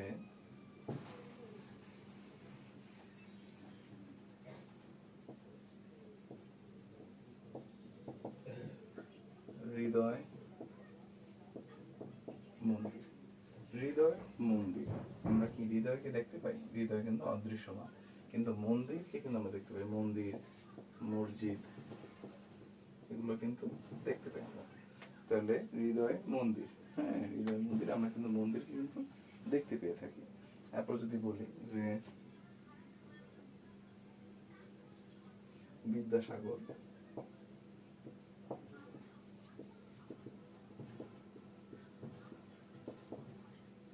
আমরা সাগরকে দেখতে পাই, কিন্তু এই যে বিদ্যা, বলা হয় যে কি বিষয়টা চুরি হয় না, মানুষের জমি চুরি হয়ে যায়, ঘর বাড়ি মানুষ নিয়ে যায়, মানুষের তৈজসপত্র জিনিসপত্র নিয়ে যায়, কিন্তু বিদ্যা, হ্যাঁ বিদ্যাকে কখনো কেউ ছিনিয়ে নিতে পারে না। তো আমরা এই বিদ্যা কি আমাদের কাছে কি দৃশ্যমান হয়ে থাকে? বিদ্যা কিন্তু দৃশ্যমান না, বিদ্যা কিন্তু অদৃশ্যমান। সকল কিছু ছিনিয়ে নেওয়া যায়, ঠিক আছে, কিন্তু বিদ্যাকে কখনো ছিনিয়ে নেওয়া যায় না। ঘর বাড়ি, জমি জমা, বসত বাড়ি যাই থাকুক, এগুলো কিন্তু ছিনিয়ে নেওয়া যায়, কিন্তু বিদ্যাকে ছিনিয়ে নেওয়া যায় না। তো সাগর, এই সাগরকে আমরা দেখতে পাই, অবশ্যই দেখতে পাই, এইটা দৃশ্যমান। তাহলে এই যে আমরা বলতে পারি যে হৃদয় রূপ মন্দির, হ্যাঁ বিদ্যারূপ সাগর, বা বিষাদ রূপ সিন্ধু, রূপক সিন্ধু, এই যে দেখা যায় আমরা যে তাহলে আমাদের পরীক্ষা প্রশ্ন আসে যে বিষাদ সিন্ধু, পরীক্ষায় প্রশ্ন আসে বিষাদ সিন্ধু, তাহলে কি আমরা এখানে দেখলেই তো বুঝতে পারতেছি যে বিষাদ এটা আমরা দেখতে পাচ্ছি না, আর সিন্ধু মানে কি সাগর, এটা আমরা দেখতে পাইতেছি, যেটা দৃশ্যমান, দৃশ্যমান, যেটা দৃশ্যমান, অতএব এটাকে যদি দেখতে পাইতেছি, অতএব আমরা ধরে নিতে পারি যে এটা হলো রূপক কর্মধারা। আশা করি বিষয়টা খুবই সহজভাবে ধরা গেছে, যে একটা বিষয় আমরা দেখতে পাবো না, মানে একটা বিষয় দেখতে পাবো না, আর অপর বিষয়টা আমরা দেখতে পাবো। আর আমরা জানি যে কর্মধারয়তে ও পরপদটা খুবই গুরুত্ব পায়। এখানে আমরা দেখতে পেয়েছি যে মাঝি, আমরা যেহেতু পরপদ, মন মাঝি, এটা হলো পূর্বপদ, এটা হলো পরপদ। তাহলে মাঝি তো এমনি গুরুত্ব পাবে, আমরা জানি যে পরপদের গুরুত্ব পাবে কর্মধারয়তে। তাহলে আমি পরপদের গুরুত্ব পাবে কর্মধারয়তে। আমি তাহলে পরপদ কোনটা আছে? মাঝি আছে, মাঝিতে আমি গুরুত্ব দিলাম। আচ্ছা, এই যে ধরো মাঝি। এরপর আমরা পূর্বপদ আমরা জানি যে গুরুত্ব পাবে না, কর্মধারয়তে পূর্বপদ গুরুত্ব পাবে না। তাহলে এই মন, আবার মনটা কিন্তু আমাদের অদৃশ্যমান। তাহলে আমরা কি সুন্দর মতো দেখতে পারতেছি যে পূর্বপদ অদৃশ্যমান এবং পরপদ দৃশ্যমান। অতএব এই যে এবং কি কর্মধারয়তে গুরুত্ব পায় কোনটা? অবশ্যই পরপদ। পরপদে কোনটা আছে? আমরা যেটা শেষেরটা দেখতে পাচ্ছি, যেটা দেখা যাইতেছে। তাহলে অতএব এটা কি হবে? নিঃসন্দেহে এটা রূপক কর্মধারয় হবে। আমরা যদি পূর্বের দিকে একটু তাকাই, ধরো যদি আমরা যদি দ্বন্দ্ব সমাস দেখি, দ্বন্দ্ব সমাসে কি হয়? মা বাবা উভয় শব্দটাই কিন্তু গুরুত্ব পায়, উভয় শব্দটাই কিন্তু গুরুত্ব পেয়ে থাকে। কিন্তু এই যে এখানে এখানে কি মন মাঝিতে কি উভয় শব্দটা কি গুরুত্ব পাইতেছে? এখানে মন কিন্তু দেখা যাচ্ছে না, মাঝি কি কিন্তু দেখা যাচ্ছে। এই মাঝি আলারে কিন্তু দেখা যাচ্ছে, যেহেতু দেখা যাচ্ছে অর্থাৎ এখানে বুঝে নিতে হবে যে এটা রূপক কর্মধারয় সমাস। আশা করি ভিডিওটা যদি আরো কয়েকবার দেখা হয় এবং কি ঠিকভাবে অনুশীলন করা হয়, অবশ্যই সফলতা নিশ্চিত। ঠিক আছে, কোনো এখানে কোনো সফলতার কোনো ই নেই। ঠিকভাবে পরিশ্রম করলে অবশ্যই সফলতা আসবে। তারপর আমরা যাব মধ্যপদলোপী কর্মধারয়তে।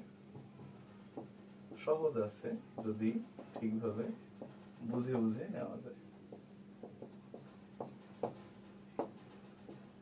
জটিল আমাদের কাছে তখনই লাগবে যখন আমরা কোনো পরিশ্রম করব না বা আমরা বিষয়টা নিয়ে নাড়াচাড়া করব না। যদি এই ভিডিওটা যদি 1 থেকে 2 বার দেখা হয়, ভিডিওটা যদিও বড় একটু হবে, স্বাভাবিক বিষয়। এবং কি একটা সমাস এত বড় একটা চ্যাপ্টার, এটা একটা ভিডিওতে সম্পূর্ণ করা কখনোই সম্ভব না।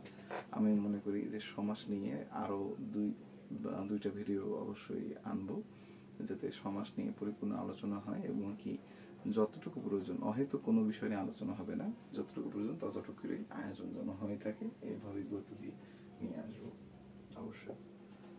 এবং কি মোটামুটি সমাসের যে কটা ভিডিও রাখবো সবগুলো দেখলে সমাস নিয়ে আগামী সময়ে কোনো দ্বন্দ্বের কোনো অবকাশ থাকবে না অবশ্যই।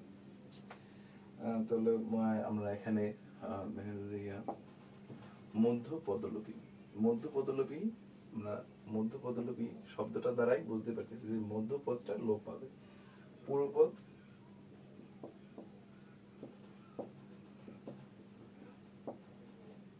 পরপদ, এখন মাঝখানে যে একটা পদ থাকবে সেটা লোপ পাবে। আমি যদি বলি যে স্মৃতিসৌধ,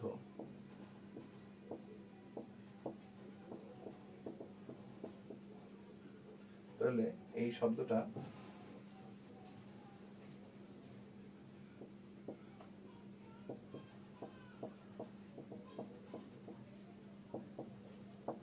স্মৃতি রক্ষার্থে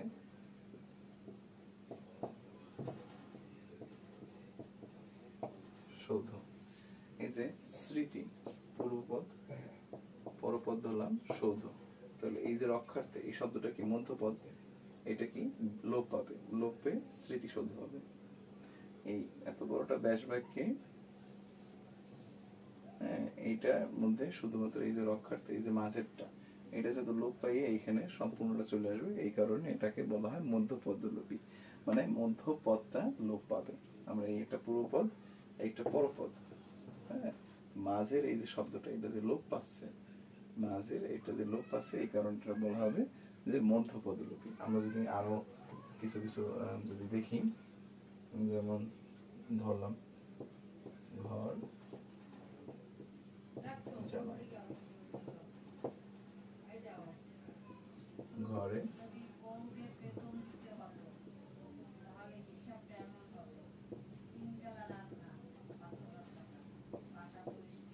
ঘরে আশ্রিত জামাই, এই যে ঘরে আশ্রিত জামাই, তাহলে কি ঘর জামাই, ঘরে আশ্রিত জামাই, ঘর জামাই। তারপর যদি আমি বলি যে সাহিত্য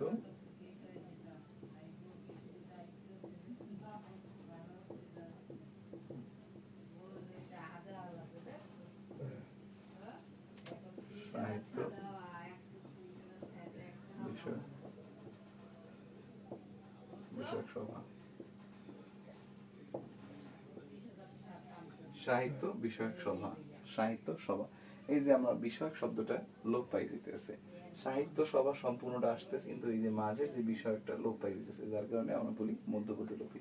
এরকম আরো কিছু কিছু উদাহরণ আমরা দিয়ে থাকবো অবশ্যই।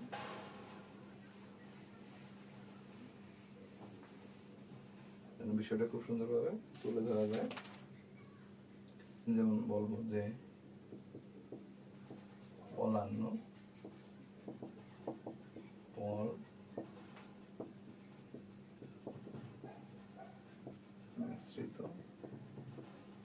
অন্ন, রান্না,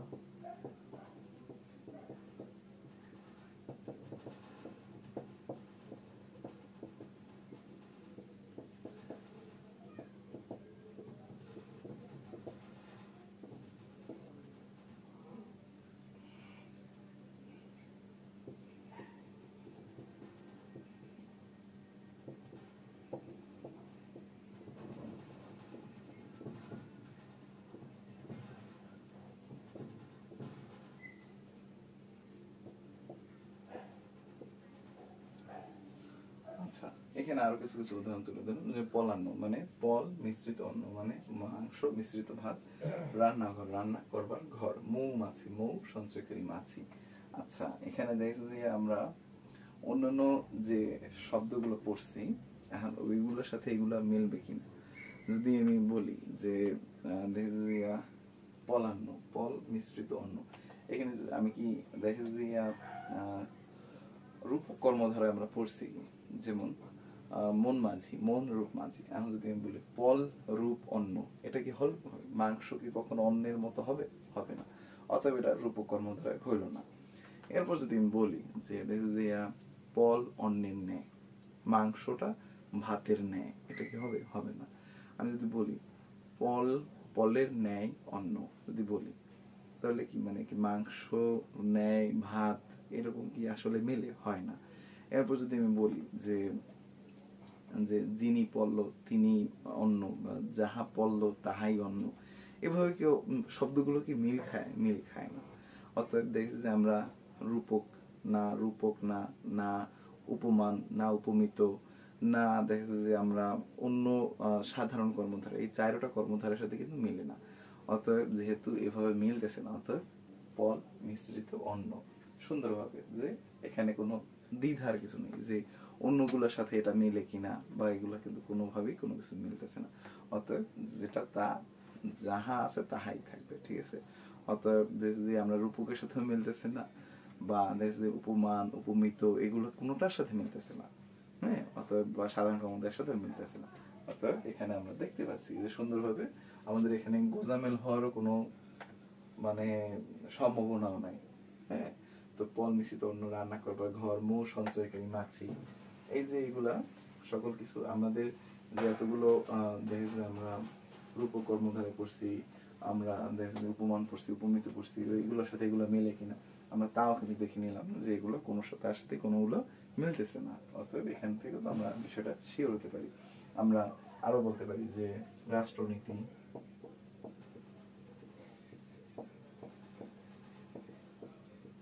রাষ্ট্র সম্বন্ধীয় নীতি, এখানে সম্বন্ধীয় শব্দটা কি মুছে দেবে, রাষ্ট্র নীতি হয়ে যাবে। এই গেল আমাদের মধ্যপদলোপী। আশা করি আসবো যে সাধারণ কর্মধারায়, যেহেতু এটা খুবই সাধারণ ছিল যার কারণে একটু সর্বশেষে রাখলাম। শুরুতে যেহেতু উপমান উপমিত নিয়ে অনেকটা আমাদের এই নামের কারণে অনেকটা ভয় লাগে, এই ভয়টা আগে দূর করলাম, রূপক দূর করলাম, মধ্যপদলোপীটাও দূর করে নিলাম। এরপর আসবো আমরা যে সাধারণ কর্মধারয় সমাস নিয়ে, সর্বশেষ যে সমাসটা মাধ্যমিক কর্মধারয় সমাসের সমাপ্তি ঘটবে। সাধারণ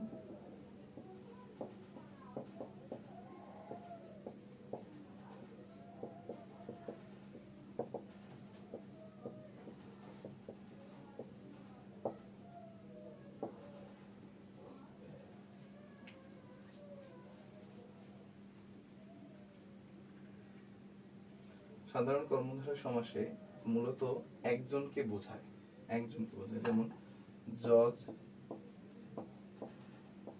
সাহেব, অর্থাৎ যিনি জজ তিনি সাহেব, যিনি জজ তিনি সাহেব। এখানে সাধারণ কর্মধারয় দেখা যাচ্ছে যে যিনি জজ তিনি সাহেব, একজন কি বোঝাচ্ছে, এখানে কিন্তু সাধারণ রেশিওটা হচ্ছে কমন, একজন সাধারণ, আমরা বলি না সাধারণ ব্যক্তি, একজন ব্যক্তি, ঠিক আছে। তারপর হচ্ছে যে ধরেন খোকা বাবু,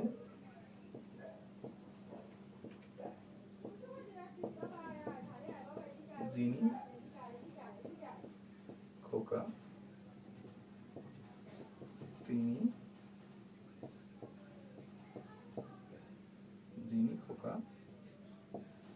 যিনি খোকা তিনি বাবু, যে আমরা ছোটবেলায় গান শুনতাম না, খোকা বাবু যায় লাল জামা পায় বা লাল জুতো পায়, ঠিক আছে।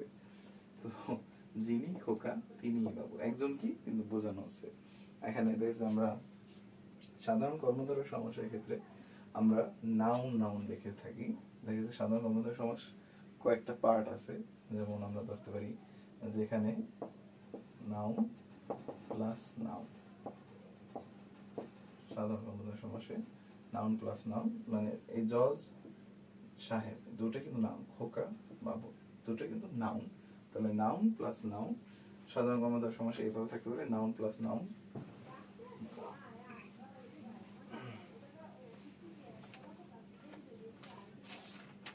আবার সাধারণ কর্মধারয় সমাসে অ্যাডজেক্টিভ প্লাস অ্যাডজেক্টিভ থাকতে পারে,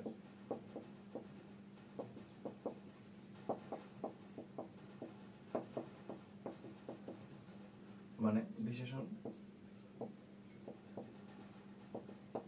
প্লাস বিশেষণ, এই যে বিশেষণ প্লাস বিশেষণ, মানে কাঁচা মিঠা, কাঁচা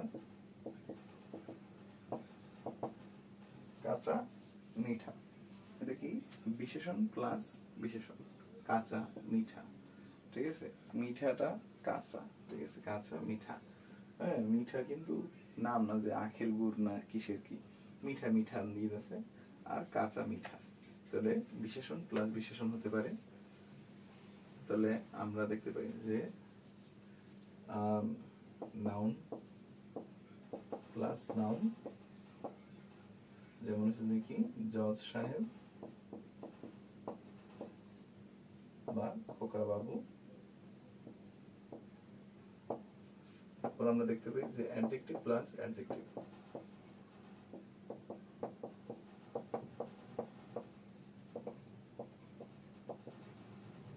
যেমন হচ্ছে কাঁচা,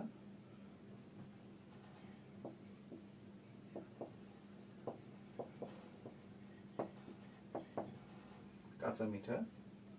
এরপর আমরা দেখব আরো কি কি আছে, আরো ইন্টারেস্টিং আছে, noun plus adjective, noun plus adjective আছে, যেমন আলু সিদ্ধ,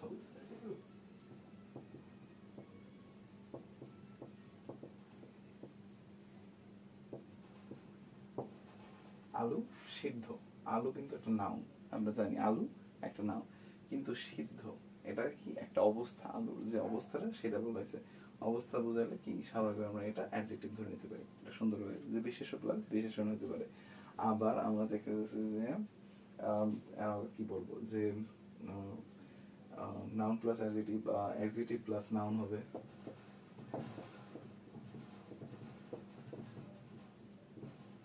যেমন আমরা বলতে পারি যে কালো বাজার, ব্ল্যাক মার্কেট যেটাকে আমরা বলে থাকি, ব্ল্যাক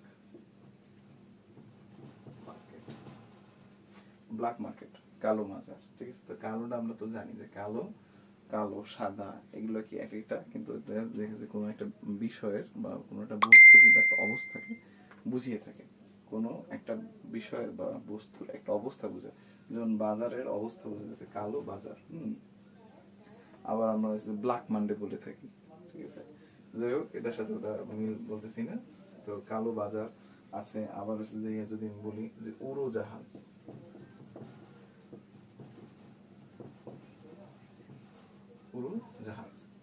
মানে কি জাহাজের একটা অবস্থা। আচ্ছা থাকে এটা আমরা না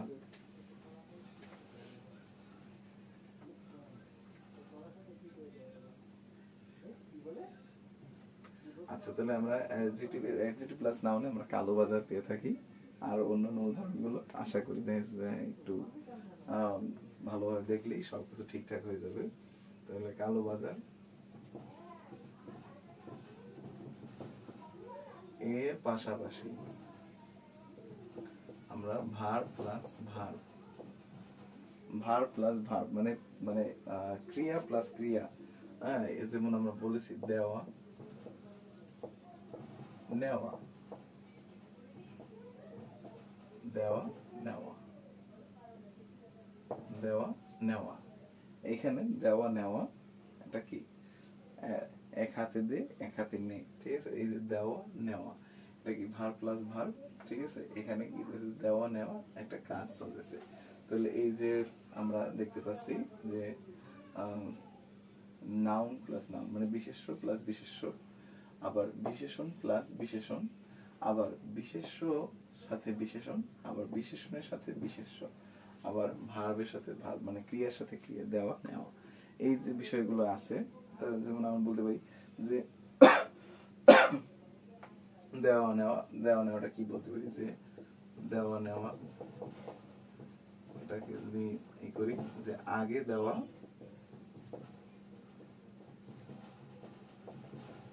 পরে নেওয়া। এটার ব্যাস বাক্য হলো এইটা যে আগে দেওয়া পরে নেওয়া। তারপর আমরা যদি বলি যে ঘষা মাজা, ঘষা মাজা আগে ঘষা পরে মাজা, ঠিক আছে। ঘষা মাজা দেওয়া নেওয়া, আগে ঘষা পরে নেওয়া মানে আগে দেওয়া এরপরে নেওয়া, এবং আগে ঘষা এরপরে হচ্ছে যে মাজা। তাহলে দেখা যায় আমরা খুব সাধারণ কিছু কিছু বিষয় এগুলো সুন্দরভাবে তুলে ধরছি। আমি তাহলে আপনাদের সকলের সুবিধার্থে বিষয়গুলো খুব সুন্দরভাবে তুলে ধরছি যে ভার প্লাস ভার তুলেছে কি দেওয়া নেওয়া,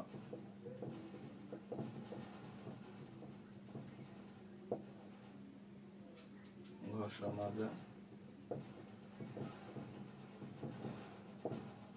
তাহলে ঘষা মাজা দেওয়া নেওয়া, তাহলে এটা লাগলে একটা স্ক্রিনশট নিয়ে রাখতে পারে সকলের সুবিধার্থে যার মতো দেখছি। কিন্তু এইটা এইভাবেই সাজানো রাখা হয় যে বিষয়টা সাধারণ, তবে একটু সাধারণ থেকে একটু ঊর্ধ্বে আছে। বিষয়টা নিয়ে সব শেষে আলোচনা করছি যাতে আপনাদের শুরুতে যদি এইভাবে আলোচনা করতাম তাহলে একটু আপনাদের হয়তো বা এলোমেলো লাগতে পারতো। এই দুটোতে যে এই দেওয়া নেওয়া ঘষা মাজা ভার্ব ভার্ব, এরপর অ্যাডজেক্টিভ কাঁচা মিঠা, এরপর অ্যাডজেক্টিভ প্লাস নাউন কালো বাজার। তাহলে কি আমরা শুরুতে নাউন প্লাস নাউন জজ সাহেব খোকা বাবু। আমরা কিন্তু এই যে নাউন প্লাস নাউন, ঠিক আছে, সেটা কিন্তু আমরা উপমিত কর্মধারাতে কিন্তু পেয়েছিলাম। তো উপমিত কর্মধারাতে পেলে কি হবে, উপমিততে কিন্তু একটা বিষয় ছিল যে ওখানে মিথ্যা বিষয়টা ছিল, যেমন চন্দ্রমুখ কালো তোমার বাহুলতা, এগুলো কিন্তু মিথ্যা মিথ্যা ছিল, ঠিক আছে। কিন্তু এখানে কি মিথ্যা মিথ্যা আছে, এখানে নাউন নাউন ঠিক আছে মানে বিশেষ বিশেষ ঠিক আছে, কিন্তু এখানে মিথ্যা মিথ্যা জজ সাহেব যিনি জজ তিনি সাহেব, যিনি খোকা তিনি বাবু, আবার কাঁচা মিঠা যা কাঁচা তাই মিঠা, ঠিক আছে। তারপরে নাউন প্লাস আলু সিদ্ধ যা আলু সিদ্ধ যে আলু, ঠিক আছে। এরপরে অ্যাডজেক্টিভ প্লাস নাউন কালো বাজার, কালো যে বাজার। আচ্ছা, এবার দেওয়া নেওয়া আগে দেওয়া পরে নেওয়া, ঘষা মাজা আগে ঘষা পরে মাজা। উদাহরণগুলো খুব সুন্দর সুন্দর, একটু যদি দেখে নেওয়া হয় চর্চার সাথে সাথে অবশ্যই দেখে খুবই সুন্দর। মানে আমার সর্বোচ্চ প্রচেষ্টা হলো বিষয়গুলোকে সুন্দরভাবে গুছিয়ে আপনার কাছে পরিবেশন করা, বা আপনার সুবিধার্থে বিষয়গুলো যেন কোনো সমস্যা না হয়। আসলে দেখা যায় আমি আমার সর্বোচ্চ চেষ্টা করেছি। তো আমি আমার দ্বন্দ্ব সমাস ও কর্মধারয় সমাস সমাপ্ত করেছি, এবং আগামী ভিডিওগুলোতে আমি অন্যান্য বিষয়গুলো তুলে ধরার চেষ্টা করব সর্বোচ্চভাবে, এবং প্রতি 2 দিনের মধ্যে মধ্যে দেখা যায় আমি অন্যান্য বিষয়গুলো নিয়ে আলোচনা করব। আমি বাংলা, ইংরেজি, গণিত এবং কি অন্য সকল বিষয় নিয়ে ধীরে ধীরে ধীরে ধীরে তুলে ধরার চেষ্টা করব। এবং আমি মনে করি যে আমার সাথে লেগে থাকলে অবশ্যই দেখে যে ইনশাল্লাহ আপনাদের সকল বিষয়গুলো সমাধান হতে থাকবে। ইংরেজি দুর্বলতা হোক, অঙ্কের জটিলতা হোক, বা বিজ্ঞানের দুর্বোধ্যতা হোক, আইসিটি, সকল বিষয়গুলোই ইনশাল্লাহ ধীরে ধীরে সুন্দরভাবে সাজানো গোছানোভাবে তুলে ধরার চেষ্টা করব। এই বলে আমি আমার আজকের সমাপ্তি করছি।